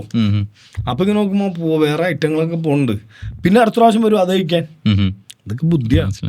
ഇപ്പൊ വേറെയും ഇപ്പൊ ഈ ട്രെൻഡ് തുടങ്ങിയതിന് ശേഷം ഇപ്പൊ വേറെ ഇപ്പൊ പല റെസ്റ്റോറൻറ്റിലും ചട്ടിച്ചോറുണ്ട്. അപ്പൊ അതെങ്ങനെ കാണുന്നു? ഇപ്പൊ കുറെ റെസ്റ്റോറൻറ്റ് ഇപ്പൊ ചട്ടിച്ചോറ് തരുമ്പോ നമ്മൾ കൊടുത്തൊരു ട്രെൻഡ് ഇപ്പൊ എല്ലായിടത്തും എത്തി പറയുമ്പോ സന്തോഷം. പിന്നെ മമ്മൂക്കായൊന്നും അഭിനയിക്കാൻ പറ്റില്ലല്ലോ. പിന്നെ കുറേ ഡിഷസ് ഇങ്ങനെ ട്രെൻഡിങ് ആക്കും. ഇപ്പോൾ ഓരോന്ന് കണ്ടുപിടിക്കും, ഓരോന്ന് ട്രെൻഡ് ആക്കും. എനിക്ക് എപ്പോൾ നോക്കിയാലുള്ളൊരു ഡൗട്ടാണ്, നമ്മുടെ കേരളത്തിൽ എപ്പോൾ നോക്കിയാലും ട്രെൻഡിങ് ആവുന്ന ഒരു സാധനമാണ് ഫുഡ്. ട്രെൻഡിങ് ആയൊരു ഫുഡാണ് മന്തി. എല്ലാവർക്കും എന്നും മന്തി മതി. ഇപ്പം ഞങ്ങൾ പോലും ഒരു 4 പേര് 5 പേര് പുറത്ത് പോവാ, ഫസ്റ്റ് ഓർഡർ ചെയ്യാം. ഏറ്റവും വലിയ കാരണം എന്താ? മന്തി. ഏറ്റവും വലിയ കാരണം എന്താണ്? ഞങ്ങൾ ഓർഡർ ചെയ്യാൻ അൺലിമിറ്റഡ് റൈസ്, കാശും കുറവ്. ശരിയല്ലേ? ഒരു ഫുള്ള് മന്തി ഇപ്പൊ നമ്മള് മേടിച്ച ഒരു 600 രൂപ 500 രൂപ 600 രൂപ മാക്സിമം. ഈ 600 രൂപ 4 പേർക്ക് വയറ് നിറച്ച് കഴിച്ചിട്ട് പോരാ. ശരിയല്ലേ? അതാണ് മന്തിമേട്ട് കയറണ. മനസ്സിലായി. നമ്മള് മെനു ഡിസൈഡ് ചെയ്തു. ഇപ്പോൾ ഇനി നമ്മുടെ മറ്റേ സ്റ്റാഫിനെ ഹയർ ചെയ്യണ രീതിക്ക് നോക്കാം. ഇപ്പോൾ ഒരു നോർമൽ റെസ്റ്റോറൻറ്റ്, ഇപ്പോൾ ഞങ്ങൾ റെസ്റ്റോറൻറ്റ് കാര്യം തുടങ്ങാന്നുള്ളത് പറഞ്ഞു. എത്ര സ്റ്റാഫ് അവിടെ വേണം? നമ്മള് നോർമൽ റെസ്റ്റോറൻറ്റ് എന്ന് പറഞ്ഞ സ്റ്റാഫ് എന്ന് പറയുന്നത് നമുക്ക് കിച്ചണിലേക്ക് എന്തായാലും ആള് വേണ്ടേ. കിച്ചണിലൊരു ഇതിൻ്റെയൊക്കെ ഒരു കുറേ പോരായ്മകൾ എവിടെയെന്ന് വെച്ചാൽ വലിയ ഷെഫിനെയൊക്കെ കൊണ്ടുവന്ന് നമ്മൾ നിർത്തുമ്പോഴൊക്കെയാണ് നമുക്ക് പ്രശ്നം. പിന്നെ അത്യാവശ്യം അറിവുള്ള നിർത്താം ഒരു ഷെഫ്. പിന്നെ പൊറോട്ടക്ക് ഒരാൾ വേണം. മനസ്സിലായോ? ഷവർമ, അൽഫാം, അങ്ങനെയൊക്കെ ഓരോന്നിനും ഓരോരുത്തർ വേണ്ടി വരും. ഇപ്പം നമ്മുടെ ലാസ്റ്റ് പോഡ്കാസ്റ്റിൽ നമ്മൾക്ക് വന്ന ഗസ്റ്റ് പറഞ്ഞാണ്, ഇപ്പോൾ മിക്ക ഹോട്ടലിലും, കൊച്ചിയിലെ മിക്ക ഹോട്ടലിലും ഇപ്പോൾ ബംഗാളീസാണ് പണിക്കാർ. മലയാളികൾ പണിയാൻ കിട്ടുമോ? നിങ്ങൾ തരും? ഇല്ല. തന്നെ ഒരു പാഷനുള്ള ആൾക്കാർ വളരെ കുറവാണ് മലയാളികൾ. മനസ്സിലാവണ്ടോ? ഒരു മാസം നിൽക്കും, എന്നിട്ടൊന്ന് വീട്ടിൽ പോയിട്ട് വരാന്ന് പറഞ്ഞ് പോയി കഴിഞ്ഞാൽ 10 ദിവസം കഴിഞ്ഞിട്ട് കാണാൻ വരുള്ളൂ. അപ്പൊ മലയാളം കിട്ടാൻ എന്നിട്ട് വിളിച്ച വാപ്പാക്ക് വിളിക്കുവേ, എന്തിനെ പറഞ്ഞ പാടിക്കാം, മറ്റൊരാകുമ്പോ ഹിന്ദിയിലല്ലേ വിളിക്കുള്ളൂ, മനസ്സിലാവില്ലോ. അതെ. ലൈക്ക് അപ്പൊ അവര് പോയിന്റ് ഔട്ട് ചെയ്തൊരു പ്രശ്നമായിരുന്നു. ഇപ്പൊ എലക്ഷൻ അടുത്തുണ്ടായിരുന്നു. എലക്ഷൻ ഉണ്ടായിരുന്ന ടൈമിൽ എല്ലാവരും അവരെ വീട്ടിൽ പോയപ്പോൾ കുറെ ഹോട്ടലുകൾ പൂട്ടേണ്ടി വന്നു എന്നുള്ളത്. അങ്ങനെ സിറ്റുവേഷനൊക്കെ എപ്പോഴും ഉണ്ടായിരുന്നു. ഏറ്റവും കൂടുതലുള്ള കൂടുതൽ ബംഗാളികൾ തന്നെയാണ്. ഓക്കെ, അപ്പൊ അവിടെ അങ്ങനെ നമുക്ക് അതിൽ പറഞ്ഞ എനിക്കുള്ള ഗുണം, എന്റെ കുറെ അനിയന്മാരൊക്കെ എന്റെ കൂടെ ഉണ്ട്. എന്റെ കൂടെ വന്ന് പെട്ട ഞങ്ങളെല്ലാവരും പണിയെടുക്കും. ഇപ്പൊ മോളില് ഞാൻ പറഞ്ഞില്ല, എന്റെ പണിക്കാര് പോയി കുറെ പേര്. മോളില് ഇപ്പൊ അടുത്ത് വന്ന് എല്ലാവർക്കും നമ്മുടെ ഗസ്റ്റ് ആയിട്ട് ഫുഡ് കഴിക്കാൻ വന്ന എല്ലാവർക്കും മോളില് സപ്ലൈ ചെയ്തൊക്കെ ഞാനും എന്റെ അനിയന്മാരും കൂടിയാണ്. മനസ്സിലാ? മോളിലിരുന്ന് കഴിച്ചവർക്ക് എല്ലാവർക്കും അറിയാം. പിന്നെ നമ്മുടെ ഷോപ്പിൽ കുറെ ഇതുണ്ട്. നമ്മുടെ മോളിൽ കുറെ ഏരിയ ഉണ്ടല്ലോ, അത് ഒരു 3 മണി 3:30 ആകുമ്പോൾ നമ്മൾ ക്ലോസ് ചെയ്യും. അതെന്താണെന്ന് വെച്ചാൽ അവിടെ സപ്ലൈ ചെയ്യണ പിള്ളേര് താഴത്ത് ഇറങ്ങി വന്നിട്ട്, ഇപ്പം അവർ 3:30 ഒക്കെ ആകുമ്പോൾ ക്ലോസ് ചെയ്തിട്ട് അവർ ഭക്ഷണം കഴിക്കും. മനസ്സിലായി? അവർ താഴ്ത്ത് വന്നിട്ടാണ്, കാരണം 12 മണിക്ക് സ്റ്റാർട്ട് ചെയ്താൽ 12 മണി വരെയാണ്. അതിനിടയ്ക്ക് ഇവർക്ക് റെസ്റ്റ് ഇല്ല. മനസ്സിലായോ? കുറച്ച് നേരം 1 മണിക്കൂർ ഫുഡ് കഴിക്കാൻ ഇതിനൊക്കെ ആയിട്ട് റെസ്റ്റ് കൊടുക്കാം. അപ്പോൾ മുകളിലുള്ള പിള്ളേർ 3:30 ഒക്കെ ആകുമ്പോൾ താഴത്തേക്ക് വന്ന് മുകളിൽ ക്ലോസ് ചെയ്തിട്ട് താഴത്തേക്ക് വന്നിട്ടാണ് താഴത്തെ പിള്ളേർ ഭക്ഷണം കഴിക്കാൻ പോവാം. അപ്പൊ പിന്നെ 3:30 ആകുമ്പോൾ മുകളിലേക്ക് ക്ലോസ് ചെയ്യും. ഈ സമയത്ത് ആളുകൾ വരും. മുകളിലിരിക്കണമെന്ന് പറയും, അവിടെ ക്ലോസ് ആണെന്ന് പറയും. വീഡിയോയില് ആൾക്കാർ കാണുന്നത് മുകളിലാണ് കൂടുതലും. എന്നിട്ട് പറയും ഞങ്ങൾ വന്നപ്പോ അവിടെ കയറ്റില്ല, സെലിബ്രിറ്റി വന്നപ്പോ മാത്രം മുകളിൽ കയറ്റുള്ളൂ. സെലിബ്രിറ്റി വന്ന സമയം ഉച്ചക്കും രാത്രിയൊക്കെയാണേ. മനസ്സിലാവുന്നുണ്ടോ? ഈ 3:30 വരുമ്പോ ഞാനുണ്ടെങ്കിൽ സപ്ലൈ ചെയ്ത് കൊടുക്കും. അപ്പൊ അത് കുറച്ച് കാര്യങ്ങൾ ഇത് വെറുതെ ഇങ്ങനെ എന്തെങ്കിലും പറഞ്ഞിട്ട് കാര്യമില്ലല്ലോ. അവിടുത്തെ ഒരു കാര്യങ്ങൾ ഇത് ഞാൻ പ്രത്യേകം പറയാൻ കാരണം നോട്ട് ചെയ്യണം. 3:30 കഴിഞ്ഞൊക്കെ വരുമ്പോൾ പിള്ളേര് ഭക്ഷണം കഴിക്കാൻ പോയിക്കണ കാരണമാണ് നമ്മൾ മുകളിൽ തുറക്കാത്ത. ഇത് അല്ലാതെ നമുക്ക് വേർതിരിവൊന്നുമില്ല. സെലിബ്രിറ്റി എന്ന് പറയുന്ന സംഭവല്ലേ, ഞാൻ ശരിക്കും എൻ്റെ എല്ലാവരും സെലിബ്രിറ്റി അല്ലേ. ഞാൻ സെലിബ്രിറ്റിനെ മാത്രം സ്നേഹിച്ചുകൊണ്ടിരുന്ന ഇവര് വല്ല ആണ്ടിലും കൊല്ലത്തിലും ഒരു പടം റിലീസ് ആവുമ്പോ ഒക്കെയാണ് വന്ന. എനിക്ക് ആ കച്ചവടം മതിയോ? എനിക്ക് ബാക്കിയുള്ളവർ വന്നുവേ. ബാക്കിയുള്ളവരാണ് എനിക്ക് മെയിനായിട്ട് വേണ്ടത്. പിന്നെന്ന് പറഞ്ഞാൽ ബാക്കി ഈ സെലിബ്രിറ്റീസ് വരുമ്പോൾ എനിക്ക് വീഡിയോ ധൈര്യമായിട്ട് എടുത്തിടാം, അവർക്ക് പരാതിയില്ല. മനസ്സിലായോ? അവർ ഭക്ഷണം കഴിക്കണതാണെങ്കിലും നമ്മുടെ അടുത്ത് വർത്താനം പറഞ്ഞേക്കണതാണെങ്കിലും ഇട്ടെന്ന് വെച്ചാൽ അവർക്ക് പരാതിയില്ല. സാധാരണക്കാരൻ വന്ന് വീഡിയോ എടുക്കുമ്പോൾ ചിലർ ഒന്നും പറയും ഞങ്ങളുടെ വീഡിയോ ഇടാൻ പാടില്ലാന്ന്. മനസ്സിലാവണ്ടോ? മനസ്സിലായി. എന്നിട്ട് ഇരുന്നുകൊണ്ട് സെലിബ്രിറ്റിയുടെ മാത്രം വീഡിയോ ഉള്ളൂ എന്നും പറഞ്ഞുകൊണ്ട് എന്നെ ചീത്ത പറഞ്ഞിട്ട് വല്ല കാര്യമുണ്ടോ? അല്ലെങ്കിൽ വന്നുകൊണ്ട് നിങ്ങൾ പറയാ എൻ്റെ കടയിൽ തന്നെ എല്ലാ സാധാരണക്കാരും വന്നൊന്നും പറയും ഞങ്ങളുടെ വീഡിയോ ഇട്ട് വയ്ക്കുക, റീൽ ഇട്ടോ എന്ന് പറഞ്ഞാൽ ഞാൻ അപ്പിടും. മനസ്സിലാവുണ്ടോ? ഇത് നമുക്ക് പറയാൻ പറ്റൂലേ. ഇത് വന്നത് കെട്ടിയോളാണോ എന്നൊക്കെ ഞാനെങ്ങനെ അറിയാം? പിന്നെന്താ വെച്ചാല് നമ്മള് ചില റെസ്റ്റോറൻറ്റ് കണ്ടുണ്ട്, ഇപ്പോ പേരെടുത്ത് ഞാൻ പറയാനുള്ള ആ റെസ്റ്റോറൻറ്റുകൾ 3 മാസം 6 മാസം കൂടുമ്പോൾ പുതിയ ഡിഷസ് അവർ ലോഞ്ച് ചെയ്യുന്നുണ്ട്. അതിനെ പറ്റി ഇക്കാക്ക് എന്താ അഭിപ്രായം? അങ്ങനെ ചെയ്യണമെന്നുണ്ടോ? അങ്ങനെ ചെയ്യണം. പുതിയ ഇപ്പൊ ഞാൻ പറഞ്ഞില്ലേ തുടങ്ങിയിട്ട് എത്ര ഡിഷുകള് ഉണ്ടായിട്ടും പിന്നെ ആൾക്കാർ ചോദിക്കണം. പിന്നെ നമ്മൾ ഇപ്പോഴും പരീക്ഷണം നടത്തിക്കൊണ്ടിരിക്കുകയല്ലേ. നിങ്ങൾ എന്റെ വീഡിയോകളും വെറുതെ ഖത്തറിൽ തന്നെ ഇപ്പൊ എത്ര ഡിഷ് പുതിയത് ഇറക്കിയെന്ന് അറിയാമോ? ഇപ്പൊ ലാസ്റ്റ് കടൽക്കനി എന്ന് പറഞ്ഞിട്ടും ഈ ചോറും മറ്റേ സീ ഫുഡിന്റെ സാധനങ്ങളൊക്കെ മസാലയൊക്കെ വേറെ മാറ്റി പുതിയത് ഇപ്പൊ ഇറക്കി. ഇത് പേരൊക്കെ ജീവിക്കാൻ വേണ്ടി പലതും നമ്മളെ പഠിക്കും. പിന്നെ ഇത് എവിടെ എങ്ങനെ കിട്ടണത്? കിട്ടും, ജീവിക്കണ്ടേ. അപ്പൊ ഇതിന് എത്ര ടൈം പീരീഡ് എടുക്കും ഈ ഒരു പുതിയ ഡിഷസ്? എല്ലാം സക്സസ് ആവില്ല. എല്ലാം സക്സസ് ആവണമെങ്കിൽ പഠിച്ചോനിക്ക് മാത്രമേ പറ്റുള്ളൂ. നമ്മൾ ഓരോന്ന് പരീക്ഷിക്കും, എന്നിട്ട് അനിയന്മാര് വട്ടം കൂട്ടിയിരുന്ന് കഴിക്കും. പിന്നെ വന്നവർക്ക് കുറേശ്ശെ ഞാൻ കൊടുക്കും. ഏത് നമ്മുടെ കസ്റ്റമറായിട്ട് വന്നവർക്ക് കുറേശ്ശെ കൊണ്ടു കൊടുക്കും. എന്നിട്ട് അവർ 10 പേരിൽ 8 പേര് നല്ലതാണെന്ന് പറഞ്ഞാൽ ഞാനത് ഇറക്കും. ഇനി 10 പേരിൽ 8 പേര് അല്ലെ 5 പേര് അത് പോരാന്ന് പറഞ്ഞാൽ ഞാനത് ഇറക്കൂല. മാറ്റം വരുത്തി നോക്കിയിട്ട് ഒന്നുകൂടി ഒന്ന് മാറ്റം വരുത്തി നോക്കിയിട്ട് നല്ലതാണെന്ന് ആ അഭിപ്രായം കിട്ടണവരെ അത് കിട്ടിയാൽ മാത്രമേ ഞാൻ അനിയനാണ് എന്റെ ചെയ്യണം. ഞാൻ പറഞ്ഞ മനസ്സിലായി. നമ്മ ഐഡിയ കൊടുത്താൽ മതി. ഞാനൊരു ഐഡിയ ഇന്ന പോലൊരു സംഭവം ഉണ്ടാക്കാം, തയ്യാറാക്കാന്ന് പറഞ്ഞു കഴിഞ്ഞാൽ അവർക്ക് അതിന്റെ സാധനങ്ങൾ കൊണ്ടുവന്നാണ്ട് എത്തിച്ചു കൊടുത്താൽ അവൻ നമ്മള് ഒരു മനസ്സിൽ വിചാരിച്ച ഒരു സംഭവമില്ലേ അതിന്റെ 100 ഇരട്ടിയായിട്ട് തിരിച്ചു തരും. എനിക്ക് അവനുള്ളപ്പോൾ ഏത് വലിയ ഗസ്റ്റ് വന്നാലും എനിക്ക് പേടിയില്ല. മനസ്സിലാവുന്നുണ്ടോ? എത്ര SP അല്ല ഇനിയിപ്പോൾ DYSP അല്ല ഇനിയിപ്പോൾ ആര് വന്നാലും മുതിർന്ന മന്ത്രിമാരായാലും ആരാണെങ്കിലും ഇപ്പോൾ ഇടയ്ക്ക് കേന്ദ്രത്തിൽ നിന്ന് കാര്യങ്ങളൊക്കെ ഒളിച്ചുമ്പാത്തൊക്കെ വരും.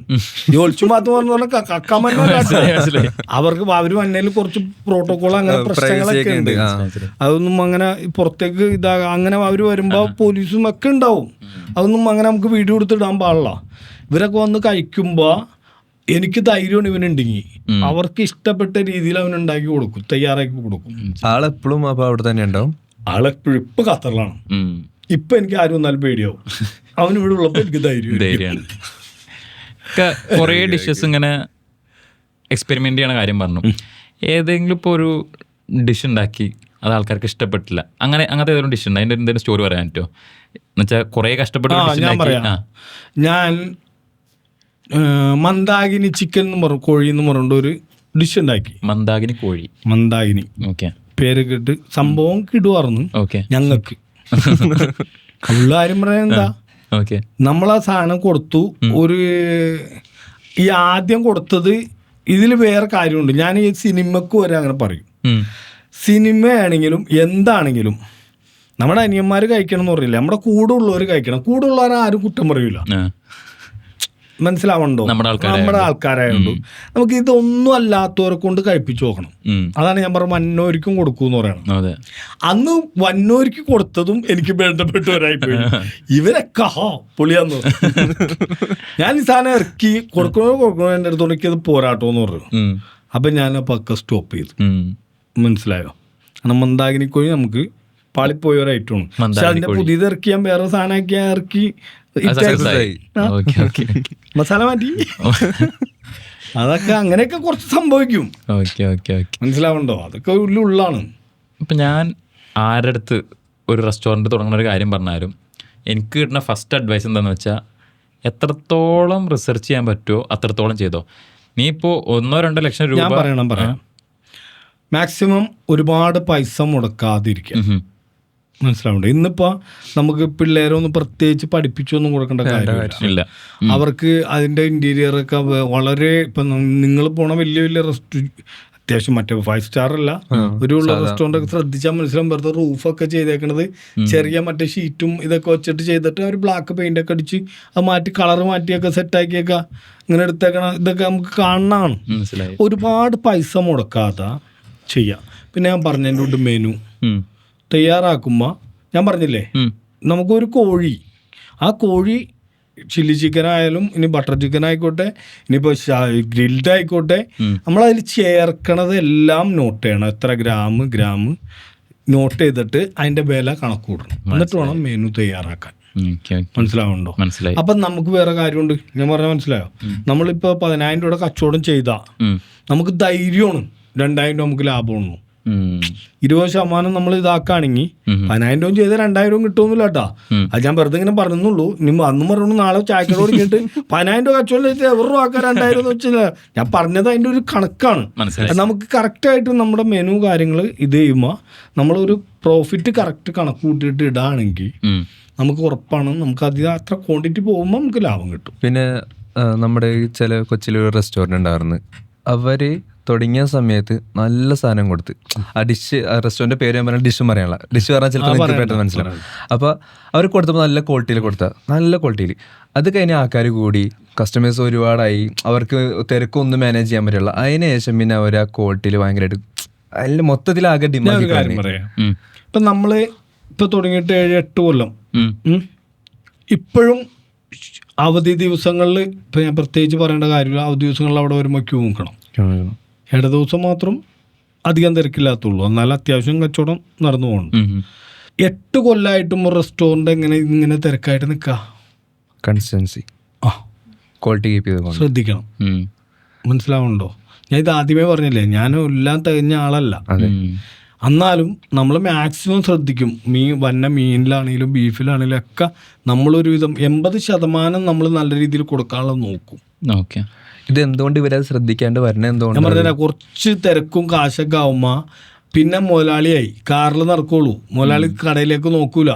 കുറെ മാനേജ്മെന്റിനെ ഏൽപ്പിക്കും. പിന്നെ അവരുടെ കയ്യിലാണ്, അവരാണ് തീരുമാനിക്കുക. സ്വന്തം സ്ഥാപനം നമ്മൾ നോക്കണതിൻ്റെ തൊട്ട് വേറെ നോക്കൂല. ഇല്ല. മനസ്സിലാവുന്നുണ്ടോ? മനസ്സിലായി. അപ്പൊ ആ ഒരു പോരായ്മ വരും. മുതലാളി മറ്റേ തുടക്കത്തിൽ എന്ന് പറഞ്ഞാൽ മുതലാളി എൻ്റെ ഉള്ളിൽ തന്നെ ഉണ്ടാവും. കാരണം അവനിക്ക് കടവും വിലയൊക്കെ മേടിച്ചായിരിക്കും തുടങ്ങിയേക്കണം. കുറച്ചു കഴിയുമ്പോൾ കടമൊക്കെ വീട്ടിൽ കഴിഞ്ഞ് കഴിയുമ്പോൾ പിന്നെ അവനിക്ക് കിട്ടുന്നത് ലാഭമാണ്. പിന്നെ അവൻ വൈകുന്നേരം ആകുമ്പോൾ പിരിവിന് മാത്രം വരുള്ളൂ. എനിക്ക് വെറുതെ പിരിവിന് പോയാൽ പോരെ? മനസ്സിലാവണ്ടോ? അപ്പൊ ഇത് ഇപ്പൊ ഞാൻ പറയട്ടെ, ഞാൻ പറഞ്ഞില്ലേ ചാപ്പു എന്ന് പറഞ്ഞ എന്നെ യാത്ര ചെയ്യാൻ പഠിപ്പിച്ചു ഫ്ലൈറ്റ് ചെയ്യാനാ അഷ്റഫ്. കഴിഞ്ഞ പ്രാവശ്യം ഞാൻ ദുബായ് ചെല്ലുമ്പോൾ അവൻ ഓഫീസിൽ നിന്ന് പണിയെടുക്കാം. കാരണം എന്താ വെച്ചാൽ ടിക്കറ്റിങ്ങും കാര്യങ്ങളൊക്കെ മറ്റേ യുദ്ധം കാരണം വിസ എടുക്കാനോ അതിനൊന്നും എല്ലാത്തിനും ബുദ്ധിമുട്ടായി. എന്ന് പറഞ്ഞാൽ ട്രാവൽസ് മര്യാദക്ക് പോണില്ല. ഒരാള് ലീവിനാണ് പോയപ്പോ അവൻ ആ ഡ്യൂട്ടിയിൽ കയറി അവനിരിക്കുക, മുതലാളിയാണ് ഇരിക്കണ. പിന്നെ ഫ്ലൈറ്റ് ക്യാൻസലേഷൻ മനസ്സിലാവണ്ടോ? അപ്പൊ അതേപോലെ പണിയെടുക്കാൻ തയ്യാറാവണം. ഇത് ഞാൻ പറഞ്ഞില്ലേ, എന്തെങ്കിലും ഇത് ഇച്ചിരി ഇങ്ങനെ മുകളിലേക്ക് വന്നെ കാണുമ്പോ പിന്നെ കാറായി പിന്നെ ഷർട്ടൊക്കെ ഇങ്ങനെ ഇട്ട് ഈ ക്വാളിറ്റി അപ്പൊ കീപ്പ് ചെയ്തുകൊണ്ട് പോകാൻ എന്തെങ്കിലും ഒരു അത് പഠിച്ചോന്റെ കുറച്ച് അനുഗ്രഹം വേണം. ദൈവത്തിന്റെ ദൈവം ഇല്ലാതെ ഒരു പരിപാടി നടക്കില്ല. അത് നമുക്ക് വേണം, അവരനുഗ്രഹം. ഇന്നും ഈ പറയുമ്പോ ദൈവം എന്ന് പറയുമ്പോ ഞാൻ വലിയ നല്ല പുള്ള എന്നൊന്നും വിചാരിക്കണം കേട്ടാ. എനിക്ക് കുറെ ഇങ്ങനെ ഞാൻ പറഞ്ഞില്ല, കുറെ ആളുകളിൽ നിന്ന് ഒരു അനുഭവം കിട്ടിയേക്കണ കാരണം ദൈവത്തിന്റെ ഇത് പറയണം. ഞാൻ പറയണത് എന്താ വെച്ചാൽ നമ്മള് മുമ്പോട്ട് ജീവിച്ചു പോകണ്ടേ, നമ്മുടെ പേര് കളയാതിരിക്കണം. അപ്പൊ നമ്മളത് ശ്രദ്ധിക്കും. ആ ശ്രദ്ധിക്കലാണ് ഇതിന്റെ ഇത്. പിന്നെ ഇതിൽ നിന്നൊക്കെ ഒരു സന്തോഷം കണ്ടെത്തണം. മനസ്സിലായി. വന്ന ആൾക്കാർ കഴിച്ചിട്ട് നമ്മുടെ അടുത്തൊന്ന് ആയി നല്ലതാണെന്നൊക്കെ പറയുമ്പോ നമുക്കൊരു കിട്ടണ ഒരു സന്തോഷം, അതിലൊക്കെ ഒരു ഹാപ്പിനെസ് കണ്ടെത്തണം. കാശിൽ മാത്രം ഹാപ്പിനെസ് കണ്ടെത്തണവരാണ് വൈകുന്നേരം ആകുമ്പോൾ പിരിവിനൊന്നും പോണ, അവര് കടയിലേക്ക് ശ്രദ്ധിക്കൂല. മനസ്സിലായോ? ഇപ്പൊ ഫുഡ് മോശമാണ്, ഞാൻ പറഞ്ഞില്ലേ, ഞാൻ എപ്പോഴും നല്ല ഇട്ടിരിക്കണമെന്നില്ല. ഇപ്പൊ ഈ വന്ന് കഴിക്കുമ്പോൾ ഫുഡ് മോശം തോന്നി, ഈ എൻ്റെ അടുത്ത് പറയാണ് ഇക്ക ഞാൻ ഇന്ന് കഴിച്ച് പോരാട്ടാ. അപ്പൊ അതെനിക്ക് ശ്രദ്ധിക്കാൻ പറ്റും. ഈ പറയണത് ഞാൻ പറഞ്ഞില്ലേ, ഞാൻ പഠിച്ചോന്നൊന്നുമല്ലല്ലോ, ഞാനും മനുഷ്യനാണ്. എന്റെ ഫുഡിനും പ്രശ്നങ്ങൾ സംഭവിക്കും, ഇതില്ലാത്ത ആളൊന്നും അല്ലല്ലോ ഞാൻ. അപ്പൊ എൻ്റെ അടുത്ത് ഈ പറയുമ്പോൾ അത് ശ്രദ്ധിക്കുക. ഈ പറയുമ്പോ ഇത്ര നേരം ആരും പറഞ്ഞില്ലല്ലോ എന്ന് പറഞ്ഞാൽ ഈ മോശക്കാരനായില്ലേ? അതല്ല വേണ്ടേ. ഈ പറയുമ്പോ അത് ഉൾക്കൊള്ളാം. മനസ്സിലായോ? അത് പോരായ്മയുണ്ട്, അത് ശരിയാണ്. അത് വേഗം ശരിയാക്കി കൊടുക്കാൻ പറ്റുമെന്ന് വെച്ചാൽ അപ്പൊ തന്നെ ശരിയാക്കി കൊടുക്കാം. ഇനി അത് പറ്റൂല എൻ്റെ അടുത്ത് ഒന്ന് പറയാം, മോനെ അത് ഉപ്പ് കൂടിപ്പോയി, ഉപ്പ് ഭയങ്കരമായിട്ട് കൂടിപ്പോയ സാധനം ശരിയാക്കി എടുക്കുന്ന നടപടിയില്ല, മാറ്റില്ല തന്നെ ഉള്ളൂ. ശരിയല്ലേ? അപ്പൊ എൻ്റെ അടുത്ത് പറയുമ്പോ ഇനി അതല്ലാതെ വേറെ എന്തെങ്കിലും ഒരു സാധനം തട്ടേ, അതെന്റെ മര്യാദയാണ്. അത് ചെയ്യാ, അത് കൊടുക്ക, കോംപ്ലിമെന്റ് എന്താന്ന് വെച്ചാൽ അത് കൊടുക്കുക, അത് ഇതാക്കിയിട്ട് ഈ ബില്ല് അത് കൂട്ടാതെ ഇരിക്കുക. അതൊക്കെ ഒരു അപ്പൊ പിന്നെ എനിക്ക് പിന്നെയും വരാൻ തോന്നും. ഇനി വരുമ്പോൾ എന്തെങ്കിലും പ്രശ്നങ്ങളുണ്ടെങ്കിൽ എൻ്റെ അടുത്ത് പറയാൻ തോന്നും. അതൊക്കെയാണ് ഒരു റെസ്റ്റോറന്റിന്റെ വിജയം തന്നെ. നമ്മൾ ഉൾക്കൊള്ളണം. എല്ലായ്പ്പോഴും നല്ല ഫുഡൊന്നും കൊടുക്കാൻ നമ്മളെ കൊണ്ടൊന്നും പറ്റൊന്നുമില്ല. അപ്പൊ അടച്ചോനിക്ക് മാത്രമേ പറ്റുള്ളൂ. അപ്പൊ ഇതിന് മോശമായാലും നല്ലത് മാത്രം കേട്ടാ പോരില്ല, പറയുന്നത് കേൾക്കണം, പാപ്പാ കുളിച്ചാലും കേൾക്കണം, അത് തയ്യാറാവണം. അങ്ങനെ നെഗറ്റീവ് അങ്ങനെ വന്നിട്ടുണ്ട്. പിന്നെ പറയുന്നവരൊക്കെ ഉണ്ട്. ഫേസ്ബുക്കിൽ കയറി എന്ന് പറയുന്നവരെ ഞങ്ങളെ കൂടുതലാട്ടാ. അവര് ഇതുവരെ റെസ്റ്റോറന്റിൽ വരാത്ത ആൾക്കാരൊക്കെ ആയിരിക്കും. അല്ലാതെ നേരിട്ട് എൻ്റെ അടുത്ത് പറഞ്ഞിട്ടുണ്ട് എനിക്ക് അതിന് കൂടുതലായിരുന്നു. അപ്പൊ ഞാൻ അപ്പൊ തന്നെ കൊണ്ടുപോയി നമുക്ക് ശരിയാക്കാൻ പറ്റുമെങ്കിൽ ശരിയാക്കി കൊടുക്കും, അല്ലെങ്കിൽ വേറെ എന്തെങ്കിലും ഒരു ഐറ്റം കൊടുക്കും. അങ്ങനെയൊക്കെ ഇഷ്ടം പോലെ നമുക്ക് പോരായ്മകളൊക്കെ വന്നിട്ടൊക്കെ ഉണ്ട്, അതൊക്കെ ഇല്ലാന്നൊന്നും പറയാൻ പറ്റുന്നില്ല. അതില്ലാതെ പഠിച്ചവനായിരിക്കും, ഞാൻ പറഞ്ഞില്ലേ. അപ്പോൾ നമ്മുടെ റെസ്റ്റോറൻറ്റ് നേരത്തെ തുടങ്ങുന്ന കാര്യം പറഞ്ഞു, അതിലിപ്പോൾ നമ്മൾ നല്ല രീതിയിൽ പോകണം, കൺസിസ്റ്റൻ്റ് ആയിട്ട് നമ്മൾ കീപ്പ് ചെയ്യണം, എല്ലാം ചെയ്യണം. എപ്പോഴാണ് ഞങ്ങളൊരു തീരുമാനം എടുക്കേണ്ടത് ഇനി സെക്കൻഡ് ബ്രാഞ്ച് തുടങ്ങാം? അപ്പോൾ ഇക്കാടെ കേസിൽ എങ്ങനെയായിരുന്നു? അൽസാജിന്റെ സെക്കൻഡ് ബ്രാഞ്ച് എത്ര ടൈം എടുത്തിട്ടാണ് തുടങ്ങിയത്? ഞാനൊരു 5 വർഷം കഴിഞ്ഞപ്പോൾ അനിയന്മാരെ കൂടി ഞാൻ പറഞ്ഞു, ചോദിച്ചു ഇങ്ങനെ തുടങ്ങണമെന്ന് പറഞ്ഞു. ഞാൻ സത്യം പറയാട്ടാ, ഞാൻ ഒരു റെസ്റ്റോറൻറ്റ് എൻ്റെ അൽസാജ് കിച്ചനായിട്ട് സമാധാനമായിട്ട് മരിക്കണവരെ പോകാൻ വേണ്ടി ഇരുന്ന ആളാണ്. പിക്കാക്കാക്ക് പുരോഗമന ചിന്തയില്ല എന്ന് പറഞ്ഞ അനിയന്മാർ കൂടിയപ്പോഴാണ് ഇത് ഓരോന്നായ. അപ്പൊ ഖത്തർ അൽഹംദുലില്ലാ ഉഷാറായി. ഇനി കുമ്പളം ഒന്ന് ഉഷാറാക്കി എടുക്കണം, അങ്ങനെയൊക്കെ നിൽക്കണം. ഒരു 5 to 6 years എടുത്തു. അപ്പോൾ ഞാൻ രണ്ടാമത്തെ. നോർമലി എത്ര ഇപ്പൊ ഞങ്ങൾ തുടങ്ങും? എനിക്ക് വേണമെങ്കിൽ എത്ര വേണമെങ്കിലും തുടങ്ങാം. വേറെ ഒന്നും കൊണ്ടല്ല, ഒരുപാട് പേര് എൻ്റെ അടുത്ത് വന്നിട്ട് ഞങ്ങൾ തുടങ്ങിത്തരാം, ഫ്രാഞ്ചൈസി കൊടുത്താലും എനിക്ക് കാശുണ്ടാക്കാം, അല്ലാതെ ഞങ്ങളിപ്പോൾ എല്ലാ പൈസ മുടക്കി തരാന്നൊക്കെ പറയാം. പക്ഷെ ഞാൻ നിൽക്കാനില്ല, തലവേദനകൾ പിടിക്കാൻ നേരമില്ല കുട്ടി. പിന്നൊക്കെ ഇപ്പോൾ അൽസാജ് കൂടുതലും ഫോക്കസ്ഡ് ലഞ്ചിലാണോ ഡിന്നറിലാണോ? എല്ലാത്തിലും, ലഞ്ചിലും ഡിന്നറിലും. ഇപ്പോൾ ഒരാൾ റെസ്റ്റോറൻറ്റ് തുടങ്ങും, ഇപ്പോൾ ഞങ്ങളുടെ റെസ്റ്റോറൻറ്റ് തന്നെ വിചാരിക്കാം, ഞങ്ങൾ കൂടുതൽ ഫോക്കസ് എവിടെ കൊടുക്കുന്നുണ്ട്? ലഞ്ചിലാണോ ഡിന്നറിലാണോ? അത് ഒരു ബ്രേക്ക്ഫാസ്റ്റ് ഫോക്കസ് നമ്മൾ നോക്കാം. ഒരു റെസ്റ്റോറൻ്റ് ആണോ? ഞാൻ പറയണേക്ക് നമ്മൾ ഒരു ഏരിയ നോക്കാം. ഒരു ഏരിയയിൽ നല്ല രീതിയിൽ ഉച്ചക്ക് നല്ല ആളെ കിട്ടുമ്പോൾ കമ്പനികളും കാര്യങ്ങളൊക്കെ ഉണ്ട്, ഓഫീസുകളൊക്കെ ഉള്ളതാണെങ്കിൽ ഉച്ചക്ക് നല്ല രീതിയിൽ ഭക്ഷണം കഴിക്കാൻ ആളുണ്ടാവും. അവിടെ നമുക്ക് മീനും ചോറും മാത്രം മതി. മനസ്സിലായി. മീൻ വിഭവങ്ങളാക്കാം, ചോറ്, അല്ലെങ്കിൽ കൂട്ടൻ ബിരിയാണി, അങ്ങനെ എന്തെങ്കിലുമൊക്കെ സ്പെഷ്യലായിട്ടുള്ള സാധനങ്ങൾ ഒരു ഉച്ചക്ക് തുറന്ന് ഒരു 4 മണി വരെയൊക്കെ ഉള്ള ഷോപ്പ് മതി. ഏരിയ നോക്കിയിട്ട് അൽസായിച്ചന്റെ അവിടെ ഞാൻ ഉച്ചക്ക്, ഇപ്പൊ നമ്മൾ അൽസായിച്ചല്ലേ, അവിടെ ഉച്ചക്ക് ഞാൻ ചട്ടിച്ചോറ് മാത്രം കൊടുത്തിട്ട് കാര്യമില്ല. മനസ്സിലാവുന്നുണ്ടോ? അതൊരു ഉള്ള ഏരിയയാണ്, അവിടെ കമ്പനികളോ കാര്യങ്ങളോ ഒന്നുമില്ല, പുറത്തുനിന്ന് ആളുകൾ വന്നം. മനസ്സിലാവുന്നുണ്ടോ? അവിടെ കുറെ ഡിഷുകൾ വേണം പുറത്തുനിന്ന് ആളുകൾ വരുമ്പോ. അപ്പൊ അങ്ങനെ ഏരിയ നോക്കിയിട്ട് നമ്മൾ ഡിസൈഡ് ചെയ്യണം. ഇനിയിപ്പോ നമുക്ക് ഇപ്പോഴത്തെ കാലഘട്ടം എന്ന് പറയുമ്പോൾ അറിയാലോ, ഓൺലൈൻ പ്ലാറ്റ്ഫോം ഒരുപാടുണ്ട്. ഇപ്പോൾ പറയുകയാണെന്നുണ്ടെങ്കിൽ സ്വിഗ്ഗി, സൊമാറ്റോ, പൊട്ടാഫോ ഒക്കെ. അപ്പോൾ ഇതൊക്കെ വന്ന സമയത്ത് എങ്ങനെയാണ്? ഞാൻ നല്ല രീതിയിൽ കച്ചവടം ചെയ്തിട്ടുണ്ട് എറണാകുളത്ത്, ഓൺലൈൻ സെയിൽസിൽ. എറണാകുളത്ത് ഏറ്റവും ടോപ്പായിട്ട് ഞാൻ കച്ചവടം ചെയ്തിട്ടുണ്ട് ഓൺലൈൻ, സ്വിഗ്ഗി, സൊമാറ്റോ. അതെന്റെ ചെറിയ ഇടയിലാന്നുകൂടി കണക്ക് കൂടണം. അത് വാക്കിൻസ് കുറച്ചുണ്ടോ? എവിടെ ഇല്ലല്ലോ. ഇല്ല, ഉം. സെയിൽസ് കൂട്ടിയിട്ടുള്ളൂ. Sales കൂട്ടിയിട്ടുള്ളൂ. ആ, അതില് മാർജിൻ ഉണ്ടായിരുന്നു. പ്രശ്നം ഉം. അവിടെ ഒരു പ്രശ്നമുള്ളതാണ്. ഇവർ അന്നൊക്കെ ഞാൻ ചെല്ലുമ്പോൾ ഇന്ന് എനിക്ക് മാർജിൻ ഉണ്ടായി. ഉം. മനസ്സിലാവുന്നുണ്ടോ? അന്ന് ചെറിയ കടയൊക്കെ ചെയ്യുമ്പോൾ എനിക്ക് എങ്ങാണ്ട് 8-12% ഒക്കെ ഉള്ളൂ. എങ്ങാണ്ട് 25-28ഒക്കെയാണ് അവരുടെ കമ്മീഷൻ. ഓക്കെ. അപ്പം നിങ്ങളൊന്ന് കണക്കൂട്ടണ നഷ്ടമോ? കാരണം 100 രൂപയുടെ ഒരു സാധനം വിറ്റാൽ ഉം. ഇവർക്ക് 28%, പിന്നെ GST ഒക്കെ പോയവരുമാണ് 31% പോകും. ഉം. അപ്പം 100 രൂപയുടെ ഒരു സാധനം വിറ്റാൽ നമുക്ക് കിട്ടണ 69 രൂപ. 69 രൂപ നമുക്ക് കിട്ടുമ്പോൾ ഉം. നമുക്ക് ഈ ലാഭവും നഷ്ടവും കൂടി നമുക്ക് പോയി. ഇപ്പം 100 രൂപയുടെ ഒരു സാധനം വിറ്റാൽ എൻ്റെ കണക്കൂട്ടലിൽ ഒരു 15% ലാഭം ഇട്ടെന്ന് വെച്ചോ, നമ്മൾ ഇട്ടെന്ന് വെച്ചോ മെനുവിൽ. ഈ 29 പോകുമ്പോൾ പിന്നെ നമുക്ക് എന്താ? അതെ, അതെ, മനസ്സിലായോ? അപ്പോൾ അത് ഭയങ്കര നഷ്ടം തന്നെ. അതുകൊണ്ടാണ് നമ്മളിപ്പോൾ കടയിൽ പോയി കഴിക്കുമ്പോൾ സ്വിഗ്ഗിയിൽ നിങ്ങൾ നോക്കിയോ, ഒരു ഇതുള്ളവരൊക്കെ വിവരമുള്ളവരൊക്കെ 120 രൂപയ്ക്ക് ബിരിയാണി നമുക്ക് കടയിൽ ഷോപ്പിൽ കിട്ടുമെന്നുണ്ടെങ്കിൽ അത് സ്വിഗ്ഗിയിൽ ഇട്ടേക്കണ 200 രൂപ ആയിരിക്കും. അതെ. കാരണം അവർക്ക് കമ്മീഷൻ അതിൽ നിന്ന് പോകാൻ വേണ്ടി. ഉം. പുറത്ത് അതും നടക്കൂല. ഇപ്പോൾ പുറത്ത് കടയിൽ ഇത് തന്നെ കൊടുക്കണം ഓൺലൈനിൽ. മനസ്സിലായി. അപ്പോൾ ഇപ്പോൾ എന്ന് പറയുമ്പോൾ ഒരു നഷ്ടം. ഇപ്പം ഇതിൻ്റെ ഗുണം എവിടെയാന്ന് വെച്ചാൽ ഇപ്പം നമ്മൾ എല്ലാവരും ചെയ്യണം എങ്ങനെയാന്ന് വെച്ചാൽ പറയില്ലേ, അവർക്കുള്ള കമ്മീഷൻ്റെ തുക നമ്മൾ കൂട്ടിയിട്ടിട്ട് ആണ് ഇത് മെനു കൊടുക്കുക. മനസ്സിലായി? വേറെ മെനു കൊടുക്കുക. അപ്പം അങ്ങനെ വരുമ്പോൾ നമുക്കുള്ള ഗുണം എന്നാലും നഷ്ടം തന്നെയാണ്. കാരണം ഒരു പരിധി വിട്ടൊന്നും ഇടാൻ പറ്റില്ലല്ലോ നമുക്ക്. മനസ്സിലായി? വരുമ്പോ കസ്റ്റമേഴ്സിന്റെ പോയിന്റ് ഓഫ് വ്യൂല് അങ്ങനെ കിട്ടുമ്പോൾ അത് അവർക്ക് അപ്പൊ വലിയ കൂടുതൽ ഈ പണിയെടുക്കാതെ ശീലിച്ചു തുടങ്ങിയ പിന്നെ ഈ ഒന്ന് ആലോചിച്ച് നോക്ക്. ഈ ഓഫീസിൽ റൂമിലിരിക്കാം, ഈ എന്തെങ്കിലും മൊബൈലുമോ ഗെയിമോ അല്ലെങ്കിൽ എന്തെങ്കിലുമൊക്കെ കളിച്ചുകൊണ്ടിരിക്കുകയാണ് കമ്പ്യൂട്ടറിലൊക്കെ. അപ്പോൾ നമുക്ക് വിശക്കുണ്ട്.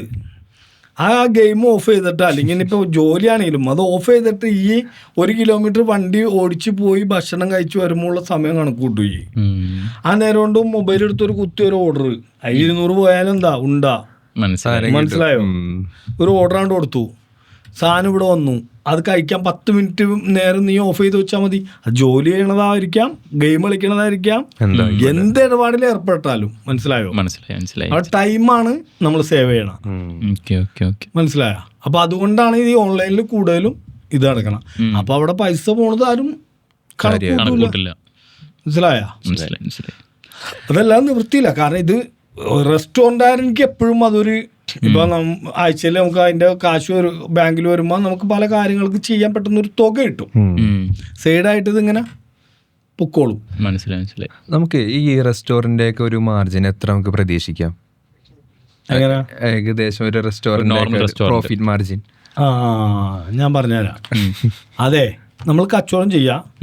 എന്നിട്ട് ഞാൻ നേരത്തെ പറഞ്ഞില്ലേ എനിക്ക് എനിക്ക് മെനു തയ്യാറാക്കി ഇതാക്കി കഴിഞ്ഞാൽ നമ്മൾ എത്ര, എനിക്ക് 20% പ്രോഫിറ്റ് വേണം, നീ 20% ഇടാ, നീ 50% വേണം, നീ 50% ഇടാ, അത് നിന്റെ ഇഷ്ടം. എന്റെ ഞാൻ പറയൂല, ഞാൻ നഷ്ടത്തിലാണ്. ഇതിലെ കുറെ കാര്യങ്ങളുണ്ട്. നമ്മൾ വെറുതെ ഇങ്ങനെ എന്തിലൊക്കെ ഇരുന്ന് ഒരു കണക്ക് പറയും. മനസ്സിലായി. നാളെ GST ആയിട്ടും ഇതൊക്കെ ആയിട്ടും വീട്ടിൽ കിടന്ന് മറിയുവേ. നമ്മള് പൊട്ടത്തരത്തിന് പറയണതായിരിക്കുവേ. കാക്കിപ്പോൾ ഞാൻ ഒരു കോടി രൂപ തരികയാണ്. എന്നിട്ട് ഞാൻ ചോദിക്കുകയാണ്, ഇക്കഞ്ഞ് അൽസാജിൻ്റെ വേറൊരു ബ്രാഞ്ച് ഇടുമോ, അതോ ലൈക്ക് ഒരു പുതിയ എക്സ്പെരിമെൻ്റ് ആയിട്ട് ലൈക്ക് ഒരു ഫാസ്റ്റ് ഫുഡ്, ഒരു ബ്രോസ്റ്റഡിൻ്റെ എന്തെങ്കിലും ഒരു റെസ്റ്റോറൻറ്റ് തുടങ്ങും? ഇതിലേതാവും തുടങ്ങണ്ടാവും? അറിയാവുന്ന പണിക്ക് വെക്കുള്ളൂ എന്തായാലും. അറിയാവുന്ന പണി പൽസാജ് തന്നെ. അപ്പോൾ പുതിയ റെസ്റ്റോറൻറ്റ് തുടങ്ങും. പുതിയ റെസ്റ്റോറൻറ്റ് ഇപ്പം പല ഐഡിയകളുണ്ട്. ഇപ്പോൾ ഞാൻ പറഞ്ഞ മനസ്സിലായ. ഇനിയിപ്പോൾ ഞാൻ ചിലപ്പോൾ എൻ്റെ ഐഡിയയിൽ തുടങ്ങുകയാണെങ്കിൽ ഞാൻ പറഞ്ഞില്ലേ ഉച്ചക്കത്തെ നല്ല കുട്ടൻ ബിരിയാണി, അതെൻ്റെ ഒരു ഐഡിയയിലുള്ള കാര്യമാണ്. നല്ല കുട്ടൻ ബിരിയാണി നല്ല രീതിയിൽ ഇപ്പം നമ്മുടെ റമദാന് നോമ്പിന് നമ്മൾ കൊടുത്തിട്ട് എറണാകുളത്ത് നിന്നൊക്കെ ആളുകൾ ഒന്ന് കഴിച്ചാണ്. അതിൻ്റെ കുറച്ച് ഔട്ട്ലെറ്റുകൾ ഞാൻ പ്ലാൻ ചെയ്യുന്നുണ്ട് ഇതിനായിട്ട് മാത്രം. കുട്ടൻ ബിരിയാണി മാത്രം, ഓൺലി കുട്ടൻ ബിരിയാണി, വേറെ ഒന്നുമില്ല. കുട്ടൻ ബിരിയാണി ഉണ്ട്, നമ്മുടെ ഒരു ചിക്കൻ ഫ്രൈയും, ഇത് മാത്രം. പേര് നമുക്ക് ഇഷ്ടമുള്ള ഇടാലോ, തീരുമാനിക്കാം. അങ്ങനെ ഒരു പ്ലാൻ ഉണ്ട്. അത് നല്ല ഏരിയയിലും നോക്കിയിട്ട് ഞാൻ ഇടും. അങ്ങനെ ചെറിയ ഔട്ട്ലെറ്റ്, അത് ഒരുപാട് പേര് ഇരുന്ന് കഴിക്കണതല്ല, നമ്മൾ കുറച്ച് പേര് ഒരു 10-15 പേർക്ക് ഇരുന്ന് കഴിക്കാം, ബാക്കിയുള്ളവർക്ക് നിന്ന് കഴിക്കാം, പിന്നെ പാർസൽ, ആ രീതിയിൽ. മനസ്സിലായി. അതെന്റെ ഒരു പ്ലാനിങ് ആണ്. മനസ്സിലായി. അതൊന്നും അധികം ഫണ്ട് വേണ്ട നമുക്ക്. ഒരുപാട് പൈസ മുടക്കാതെ ചെയ്യാനുള്ള ഒരു പ്ലാനിങ്ങിൽ നിൽക്കണം. അതിനൊക്കെ നമ്മൾ അനിയന്മാരായിട്ടൊക്കെ സംസാരിക്കണം. അനിയന്മാരൊക്കെ കൂടി ചോദിച്ചു നിന്നാൽ തട്ടുപോകും. അങ്ങനെയാണ് ഇപ്പോൾ കാട് സംസാരിക്കുമ്പോൾ ഇങ്ങനെ തോന്നുന്നത് ഏറ്റവും കൂടുതൽ വില കൊടുക്കുന്നത് അനിയന്മാര്, കൂടപ്പിറപ്പുകൾക്കാണ്. ഇങ്ങനെ എത്ര ബോണ്ട് വരാൻ കാരണം എന്താ? ഇവർ എല്ലാവരും അനിയന്മാര്. കാരണം നമ്മളിപ്പോൾ ഒരു സംസാരിക്കുമ്പോൾ ഒരു മിനിമം ഒരു 50 വട്ടം അനിയന്മാരെ കുറിച്ചിട്ട് പറഞ്ഞിട്ടുണ്ടാവും. ഇത്രയും നല്ലൊരു ബോണ്ട് വരാൻ കാരണം എന്താ? കാരണം ഇന്നത്തെ കാലത്ത് ഇപ്പോൾ ഒരാൾ എന്തെങ്കിലും തുടങ്ങി, ഒരാൾ സക്സസ് ആയി, എല്ലാവരും അറിയപ്പെട്ട ഫസ്റ്റ് ആൾ മിക്ക ക്യാൻസർ ഇപ്പോൾ പറയുകയാണെങ്കിൽ അവർ പറയാം ഞാൻ കഷ്ടപ്പെട്ട് വന്നാണ്, എല്ലാം എൻ്റെ സ്ട്രഗിൾ ആയിരുന്നു, ഇതല്ലായിരുന്നു. പക്ഷെ കട കേസിൽ അങ്ങനെയല്ല. എല്ലാ ക്രെഡിറ്റും അനിയന്മാർക്കും, എല്ലാ ക്രെഡിറ്റും കടക്കുടുംബത്തിനും. അവര് മുമ്പിൽ എന്നെ കൊണ്ടിറക്കണല്ലേ, അതല്ല എന്റെ ക്രെഡിറ്റ്. ഓക്കെ അവരുടെയൊക്കെ മുമ്പിൽ ഞാനാണ്. ഏത് അവരെന്നെ പുറകെ നിന്ന് തള്ളി കൊണ്ടുപോകണമെങ്കിലും മുമ്പിൽ എന്നെ നടത്തണല്ലേ, എനിക്കത് മതി. അണ്ടർസ്റ്റുഡ്. വേറെ കാര്യം പറയുകയാണെന്നുണ്ടെങ്കിൽ അൽസാജിന്റെ മാർക്കറ്റിംഗ് എന്ന് പറഞ്ഞാൽ വമ്പൊരു മാർക്കറ്റിംഗ് ആണ്. അതായത് ബാക്കിയുള്ള റെസ്റ്റോറൻറ്റൊക്കെ നോക്കുമ്പോൾ അവർ വേറെ ചിലപ്പോൾ ഇൻ ഹൗസിലൊരു മാർക്കറ്റിങ്ങിന് ടീമിനെ ഇരുത്തി അല്ലെങ്കിൽ വേറൊരു മാർക്കറ്റിംഗ് ടീമിനെ വെച്ച് അതിനെക്കാട്ടി വലിയൊരു ബ്രാൻഡാണ് ഷിയാസ്ക. അപ്പോൾ അൽസാജ് എന്ന് പറയുമ്പോൾ എല്ലാവർക്കും ഷിയാസ്കാനെ അറിയുള്ളൂ. അപ്പോൾ ഈ ഇപ്പം പേഴ്സണൽ ബ്രാൻഡിങ്ങിനൊക്കെ ഭയങ്കര ഒരു ഇമ്പോർട്ടൻസ് കൊടുക്കുന്ന കാലമാണിത്. ഇക്കാന്ന് പറഞ്ഞാൽ തുടങ്ങിയ സമയത്ത് പോലെ ഇക്കാൻ്റെ ഫേസാണ് അതിൻ്റെ അകത്തുള്ളത്. അപ്പോൾ അതിലേക്ക് ഇക്ക എങ്ങനെ വന്നത്? എന്തെങ്കിലും മോട്ടീവ് അല്ല, ഞാൻ പറഞ്ഞുതരാം. ഒന്ന്, എൻ്റെ ഒരു അനിയൻ്റെ ഓഫീസ് എന്ന് പറഞ്ഞാൽ ആദ്യം ഇസ്മായിൽ എന്ന് പറഞ്ഞ ഒരു അനിയനാണ് എൻ്റെ വീഡിയോകൾ ചെയ്തുകൊണ്ടിരുന്നത്. അവനെ ഇങ്ങനെ ഓരോന്ന് ഒപ്പിക്കും. അവൻ പറയും അങ്ങനെ ചെയ്യും ഇങ്ങനെ ചെയ്യുന്നൊക്കെ പറയും. പക്ഷെ അവനൊന്നും നമുക്ക് അങ്ങനെ വലിയ ഇതില്ല. അങ്ങനെ വീഡിയോയിൽ വരാനായിട്ട് വീഡിയോയിലേക്ക് വന്ന ഇത് പറഞ്ഞുതരാം. അപ്പം അങ്ങനെ അന്ന് വീഡിയോയിലൊന്നുമില്ല. ഓരോ ഡിഷൊക്കെ നമ്മൾ എടുത്തിട്ട് ഇങ്ങനെ കയ്യിലൊക്കെ പിടിച്ച് ഇങ്ങനെ ഒരു ചെറിയ വീഡിയോകൾ ഇടും ഇസ്മായിൽ. അതിന് ഇസ്മായിൽ ലുലുവിൽ ജോലി കിട്ടി അവൻ അതിൻ്റെ വഴിക്ക് പോയി കഴിഞ്ഞപ്പോൾ ഹാഫിസ് എന്ന് പറഞ്ഞുകൊണ്ട് ഒരു അനിയൻ വന്ന് പെട്ട്. പിന്നെ അവൻ്റെ ഐഡിയയിലായി അവൻ ഓരോ കാര്യങ്ങൾ. പിന്നെ അവനാണ് ശരിക്കും എന്നെയും പെടുത്തി തുടങ്ങിയ. ഈ സിനിമാക്കാരെ അവരൊക്കെ സെലിബ്രിറ്റീസുകൾ വരുമ്പോൾ അവരുടെ അടുത്ത് വർത്താനം പറയണതൊക്കെ ഞാനാണല്ലോ. അനിയൻ ഒരിച്ചിരി മാറി കിടക്കുന്ന ആളാ ഇല്യാസ് എന്ന് പറയണം. ഞാനിങ്ങനെ എല്ലാവരുമായിട്ട് ഓപ്പൺ ആയിട്ട് ഞാൻ പറഞ്ഞില്ലേ നമുക്കിത് ജീവിക്കേണ്ട കടം വിട്ടണ്ടേ. അപ്പൊ ഇങ്ങനെ എല്ലാവരുമായിട്ടും ഇടവഴി നടക്കുമ്പോൾ ഇവൻ എന്ത് ചെയ്യുന്ന വെച്ചാൽ ഓഫീസ് എന്ന് പറഞ്ഞത് ആളിച്ചിരി നാണുകുണിയും ഒളിച്ചൊക്കെ നിൽക്കുള്ളൂ. എന്നാലും ആള് ന്യൂട്രലൊക്കെ വീഡിയോ ഒക്കെ എടുത്ത് ഞങ്ങളിങ്ങനെ സിനിമാക്കാർ അവരുടെയൊക്കെ ഒപ്പം നടന്നു വന്നതൊക്കെ പുള്ളി എടുക്കും, അതിടും. അപ്പോൾ ഈ ഓളൊക്കെ വന്നപ്പോൾ ഞാൻ ഇങ്ങനെ അവൻ വീഡിയോ ന്യൂട്രലൊക്കെ എടുത്ത് നട ഇറങ്ങി വന്നതും അങ്ങനെയൊക്കെ വീഡിയോ ഇട്ട് ആൾക്ക് ഭയങ്കര രീതിയിൽ കത്തി. അപ്പം അതിലൊക്കെ ഞാൻ ഉണ്ട് താടി. ആ ആളുകൾ ഇങ്ങനെ നോട്ട് ചെയ്ത് തുടങ്ങി താടിക്കാരൻ ആരാ എന്നൊക്കെ ചോദിക്കൽ തുടങ്ങി. പിന്നെ നമ്മളിങ്ങനെ വീഡിയോ എടുക്കുമ്പോൾ പിന്നെ ഞാൻ കുണ്ടറിലായി കൊടുക്കലായി അങ്ങനെ അങ്ങനെ അതിൽ അങ്ങനെ വീഡിയോയിൽ പെട്ടാണ്. താടിയാണ് ഐഡന്റിറ്റി ഇത്. പിന്നെ എന്നെ മനസ്സിലാവില്ല വേഗം. പിന്നെ ഞാൻ പറഞ്ഞേക്ക് ഞാൻ ഏത് രാജ്യത്ത് പോയാലും എന്നെ തിരിച്ചറിയും ആളുകൾ. ഇതെന്തുകൊണ്ടാന്ന് വെച്ചാൽ ഇപ്പൊ എന്നെക്കാളും മില്യൺ ഫോളോവേഴ്സുള്ള ആളുകൾ ചിലപ്പോൾ നടന്നു വന്നാൽ ആർക്കും അറിയില്ല. എന്നെ നോട്ട് ചെയ്യാനുള്ള കാരണം മുട്ടത്തലയും താടി പെട്ടെന്ന് തിരിച്ചു ആ ഡ്രസ്സും. ഇതിന്റെ ബാക്കിൽ എന്താ താടി പറഞ്ഞു? ഞാൻ പറഞ്ഞില്ലേ കുറ്റബുദ്ധി കൂടുതൽ. അത് ആദ്യമേ ഞാൻ പറഞ്ഞിട്ടുണ്ട്. സത്യം മാത്രം പറയണം. അതുകൊണ്ടാണ് ഉണ്ടാക്കാൻ വേണ്ടിയിട്ടാണ്. കാരണം നോണ പറഞ്ഞിട്ട് കാര്യമില്ല. കാരണം ഇപ്പൊ ഞാൻ ഇവിടെ എന്തെങ്കിലും നോണകളൊക്കെ പറഞ്ഞു വെച്ചോ, ഇത് സോഷ്യൽ മീഡിയ ആണ്. നാളെ പുറത്ത് ഒരു 100 പേർക്ക് എന്റെ കാര്യങ്ങൾ അറിയാം. മനസ്സിലാവണ്ടോ? അവര് ആക്കെടുത്ത് ചഴിഞ്ഞിടും. എനിക്ക് നല്ല ബോധമുണ്ട്, ബോധമൊക്കെ ആയിട്ട് വന്നേക്കണം. അപ്പൊ ഇതെന്താന്ന് വെച്ചാൽ ഞാൻ പറഞ്ഞ തുടക്കത്തിൽ ഞാൻ മെയിൻ സപ്ലയറാ. അപ്പൊ കറുത്ത മുണ്ടും കറുത്ത ഷർട്ടും ഒന്നുമില്ല, വെള്ള മുണ്ടും എടുക്കാൻ പറ്റില്ല, വേഗം അഴുക്കാവും. കറുത്ത മുണ്ടും കറുത്ത ഷർട്ടും. പിന്നെ സെലിബ്രിറ്റീസുകളൊക്കെ വന്നു തുടങ്ങുമ്പോൾ അവരൊപ്പം നിന്ന് ഫോട്ടോ ഒക്കെ എടുക്കൂലേ. അപ്പൊ ഞാൻ ഈ കറുത്ത മുണ്ടും കറുത്ത ഷർട്ടാകുമ്പോൾ ശ്രദ്ധയില്ല, ഇവരാണ് തെളിങ്ങിയേക്കണ. അവരെക്കാളും കൂടുതൽ നമ്മൾ തിളങ്ങിയാലുള്ള നമുക്ക് ഒരു വില ഉണ്ടാവും. അപ്പൊ ഞാൻ ഡിസൈനാക്കി. അപ്പൊ അവരെന്നെ പറയും കടൊപ്പം നിന്ന് ഫോട്ടോ എടുക്കുമ്പോൾ ഇക്കാകാനുള്ള തിളക്കണേന്ന് സെലിബ്രിറ്റി പറഞ്ഞ ബുദ്ധിച്ച് കൂടല്ല. അപ്പൊ അതുകൊണ്ട് പിന്നെ എപ്പോഴും പിന്നെ എങ്ങനെ ആക്കി. പിന്നെ എവിടെ പോയാലും തിരിച്ചറിയും. ഞാൻ പറഞ്ഞില്ലേ പിന്നെ ഫോട്ടോ ഒക്കെ എല്ലാത്തിനും നല്ല കളർ. അങ്ങനെ ഞാൻ കളർ മുണ്ടും കളർ ഷർട്ടൊക്കെ ആക്കി. അതിലേക്ക് വന്നില്ലേ വീഡിയോയിൽ വന്ന കാര്യം പറഞ്ഞില്ല ഫുൾ. ഏത് വീഡിയോയില്? വീഡിയോയിൽ വന്ന ഞാൻ പറഞ്ഞില്ലേ വീഡിയോ. പിന്നെ നമ്മളിങ്ങനെ ഓരോന്നൊക്കെ ചെയ്തു തുടങ്ങി. അങ്ങനെ അങ്ങനെ വീഡിയോ എല്ലാത്തിനും എന്റെ തല ഉൾപ്പെടുത്തിയവൻ. പിന്നെ അങ്ങനെ മൊത്തത്തില് ആയി. പിന്നെ സിനിമാക്കാരൊക്കെ വരുമ്പോൾ കൂടുതലും ഞാനാണല്ലോ വർത്താനം പറയലും ഫുഡ് കൊടുക്കണത് വെക്കുക. പിന്നെ നമ്മുടെ കടയിൽ വന്നവർക്കും എന്നെ ഭയങ്കര കാര്യമാണ്. എല്ലാവരും നമ്മുടെ വീഡിയോ ഒക്കെ തന്നെ അടിയിൽ വലിയ നെഗറ്റീവ് കമൻ്റ് ഒന്നുമില്ല. ചിലർ കുറ്റബുദ്ധി, അത് മറ്റേ ഫേക്ക് അക്കൗണ്ടിൽ നിന്ന് എന്തെങ്കിലുമൊക്കെ ചിലപ്പോൾ എന്തെങ്കിലും പറഞ്ഞെങ്കിലുള്ളൂ. അത് നമ്മൾ കണക്കില്ല. നമ്മൾ വാപ്പാക്കുൾ ചോദിച്ചാൽ തിരിച്ചു വാപ്പാക്കും വിളിക്കും. നമുക്ക് പേടിയൊന്നുമില്ല. ഇപ്പോൾ ഹോട്ടൽ മേഖലയിലെ ആൾക്കാർ ഇപ്പോൾ വീക്ക് ഡേയ്സിലും വർക്ക് ചെയ്യുന്നുണ്ടാവും, വീക്കെൻഡിലും വർക്ക് ചെയ്യുന്നുണ്ടാവും. ഈ പേഴ്സണൽ ലൈഫിനെ ഇതെങ്ങനെ ഇപ്പോൾ ബാധിക്കണേ? ഫാമിലിയായിട്ട് അധികം ടൈം സ്പെൻഡ് ചെയ്യാൻ പറ്റിയെന്ന് വരില്ല തുടക്കകാലത്ത്. ഒരു പോയിന്റ് എത്തിയാൽ നമുക്ക് തുടക്കകാലത്ത് ഫാമിലിയായിട്ട് ഭയങ്കര ബുദ്ധിമുട്ടായിരിക്കും. എൻ്റെ മക്കളൊക്കെ പറയുമായിരുന്നു വാപ്പ എങ്ങും കൊണ്ടുപോകില്ല. ഞാൻ പറഞ്ഞില്ലേ ആ സമയത്ത് ഞാൻ പറഞ്ഞില്ലേ ഞാനപ്പം എൻ്റെ നമ്മൾ കയറി എൻ്റെ കുട്ടിയെ വീട്ടിലിരുന്നിട്ട് കാര്യമുണ്ടോ? നമ്മൾ കാലത്തണിച്ച് പണിക്ക് പോകണം, ഈ കടയിലേക്ക് പോകണം. രാത്രി ചെന്ന് കയറണത് 2 മണിക്കൊക്കെയാണ്. മക്കൾ കിടന്ന് ഉറങ്ങിയിട്ടുണ്ടാവും. അവരെണിക്കുന്നതിന് മുമ്പ് നമ്മൾ ഷോപ്പിലേക്ക് പോകണം. വെളുപ്പിന് 2 മണിക്കൂർ 1 മണിക്കൂറൊക്കെ എണിച്ച് പോയിട്ടുണ്ട്. മനസ്സിലാവുന്നുണ്ടോ? മനസ്സിലായി. പാത്രം കഴുകിയുണ്ട്, നിന്ന് പാത്രം കഴുകിയുണ്ട് എന്ന് പറഞ്ഞാൽ ചില്ലറ പാത്രമൊന്നുമല്ല. ഒരുപാട് കഷ്ടപ്പാടുകളൊക്കെ അതൊക്കെ എല്ലാവരുടെയും ജീവിതത്തിൽ ഉണ്ടാവും. മനസ്സിലാവുന്നുണ്ടോ? അതൊക്കെ കഴിഞ്ഞിട്ട് ഇവിടം വരെ വന്നേക്കണം. അതാണ് പേടിയില്ലാന്ന് പറയണ. ഇപ്പം ഞാൻ ചിലർ പറയുവേ എനിക്കൊക്കെ ഒരു പനി വന്നാൽ തീരാനുള്ളൂ എന്ന് പറയും. 9 വയസ്സ് വരെ വൈക്കോപ്പരെ കിടന്നു. എനിക്ക് ഇനിയിപ്പോൾ എന്തൂട്ടും മണ്ണാങ്കട്ട പോകാനാ? അവൻ എന്നെ പേടിപ്പിച്ചിട്ട് വല്ല കാര്യമുണ്ടോ? മനസ്സിലാവുന്നുണ്ടോ? ഞാൻ ഇത്രയും നാൾ ജീവിച്ചാൽ എനിക്ക് ലാഭമല്ലേ? ഇനിയിപ്പോൾ ഞാൻ വൈക്കോപ്പരയിലേക്ക് പോയാലും ഞാൻ ഇത്ര നാളും ജീവിച്ച ലാഭമാണ്. ഞാൻ ഇപ്പോഴും ലാഭത്തിലുള്ള മനുഷ്യനാ. എനിക്ക് എന്ത് പോകാനാ? മനസ്സിലാവുന്നുണ്ടോ? ഇപ്പം ഇത്രയും കാലത്തൊരു ജേണിയിൽ ഏറ്റവും ടഫസ്റ്റ് പോയിന്റ് ഏതായിരുന്നു? ടഫസ്റ്റ് പോയിന്റാണ് ഞാൻ പറഞ്ഞില്ലേ, ആ കൊറോണ കഴിഞ്ഞിട്ട് നമ്മൾ തുറക്കണ സമയം ഭയങ്കര പ്രശ്നം തന്നെ. കാരണം പ്രഷർ എന്ന് പറയാൻ കുട്ടിക്ക് ഒന്ന് ആലോചിച്ചു. ഞാൻ പറഞ്ഞില്ലേ 10 ലക്ഷം രൂപ തേച്ച് ഞാൻ കണ്ടിട്ടില്ല എൻ്റെ കയ്യിൽ ഒരുമിച്ച്. ആ സമയത്ത് 86 ലക്ഷം രൂപ കടമെന്നൊക്കെ പറഞ്ഞാൽ ഒന്ന് ആലോചിച്ച് നോക്ക്. ഞാൻ എന്തിലാ എങ്ങനെ വീട്ടു, ഇത് എത്ര കൊല്ലം പണിയെടുത്ത് വീട്ടു എന്നൊക്കെ ഇങ്ങനെ ആലോചിച്ചുകൊണ്ടിരിക്കണ.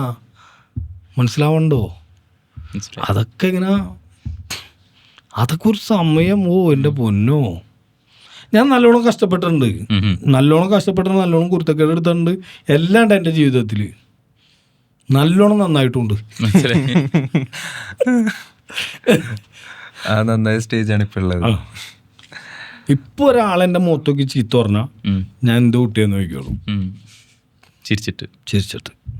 അറിയാലോ, റെസ്റ്റോറൻ്റ് എന്ന് പറഞ്ഞാൽ ബിസിനസ്സിൽ റെസ്റ്റോറൻറ്റ് മേഖല എന്ന് പറയുന്നത് ഏകദേശം 100% ഫെയിലിയറാണ്. അങ്ങനെ ഉണ്ടാവാനുള്ള ചാൻസ് എന്താണ്? അങ്ങനെ ഉണ്ടാവാനുള്ള കാരണം എന്താണ്? കാരണം ഒന്ന് ഞാൻ പറഞ്ഞില്ല കുട്ടിയെ, എന്തെങ്കിലും നമുക്ക് അറിയാവുന്ന ഇപ്പം എൻ്റെ കുറച്ച് അനിയന്മാർ ഞാൻ പറഞ്ഞ യാതില് 21-ാമത്തെ വയസ്സിൽ അവൻ തുടങ്ങിയ 21-ാമത്തെ വയസ്സിൽ അവൻ സ്നേഹിച്ച പെങ്കൊച്ചിനെ കല്യാണം കഴിക്കണമെങ്കിൽ സ്വന്തം പണിയെടുത്ത് കാശുണ്ടാക്കിയിട്ട് കെട്ടുള്ളൂ എന്നും പറഞ്ഞുകൊണ്ടും അവൻ തുടങ്ങിയ ഒരു സ്ഥാപനമാണ്. ഇന്നിപ്പോൾ 4-5 ബ്രാഞ്ചായി. അന്ന് അവനിക്കൊന്നും അറിയില്ല. പക്ഷെ അവൻ ആത്മാർത്ഥമായിട്ട് പണിയെടുക്കാനും അത് എന്താന്ന് പഠിക്കാനും തയ്യാറായി അതിൻ്റെ ഉള്ളിലേക്ക് ഇറങ്ങി ഒരുപാട് കഷ്ടപ്പെട്ട് തന്നെയാണ് അവർ ഈ കോളത്തിൽ വന്നേണ. പിന്നെ നെഹദി മന്തിയില്ലേ, അതൊക്കെ ഒന്നും ചെറിയൊരു മന്തിക്കടയിൽ നിന്നാണ് ഇപ്പൊ 33-34 ബ്രാഞ്ചോളായി. മനസ്സിലായോ? മനസ്സിലായി. ഇതൊക്കെ എൻ്റെ ഒരു അനിയന്മാരായിട്ടൊക്കെ വരും കേട്ടോ അങ്ങനെ ഇത്. അപ്പൊ ഞാൻ ഒക്കെ ഇങ്ങനെ വന്നു പെട്ട ഇതിലൊക്കെ ഉണ്ട് അവരൊക്കെ. മനസ്സിലായോ? അപ്പൊ ഇതൊക്കെ അവരൊക്കെ കുറെ കഷ്ടപ്പെട്ട് ഇപ്പോഴും ഹാരിസ് മന്തി വെക്കാൻ ആളില്ലെങ്കിൽ അവനങ്ങോട്ട് കയറി നിൽക്കും. മനസ്സിലാവണ്ടോ?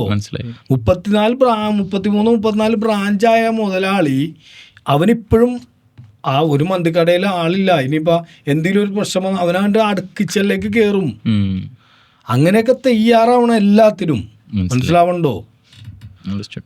ഇതാ കുറച്ച് അറിഞ്ഞിരിക്കണതില് പണിയെടുക്കാനും പണി അറിഞ്ഞിരിക്കണം. എന്നാലാണ് ഇതിന്റെ ഇത് മുമ്പോട്ട് കൊണ്ടുപോകുള്ളൂ. അപ്പോൾ പണിക്കാരുടെ ബുദ്ധിമുട്ട് വരെ മനസ്സിലാവുള്ളൂ. അതെ, നമ്മൾ മുതലാളിയാണെന്ന് പറഞ്ഞ് നടന്ന് അവിടെ ഇരിക്കലും ഉണ്ടാവുള്ളൂ. കുറച്ച് പണിക്കാരുടെ വേദന ബുദ്ധിമുട്ടൊക്കെ നമുക്ക് മനസ്സിലായാലാണ് നമ്മൾ ആ രീതിയിൽ മനസ്സിലായി.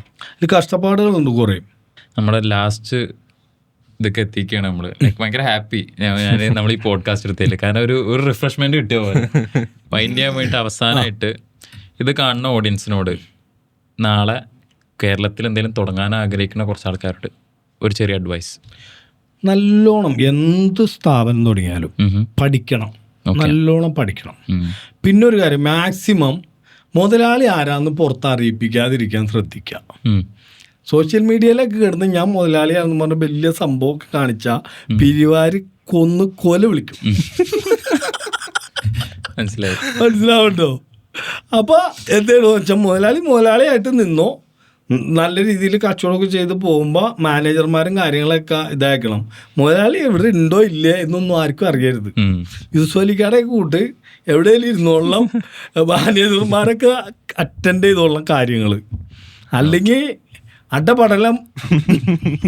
Okay, thank you. വെൽക്കം. സന്തോഷം.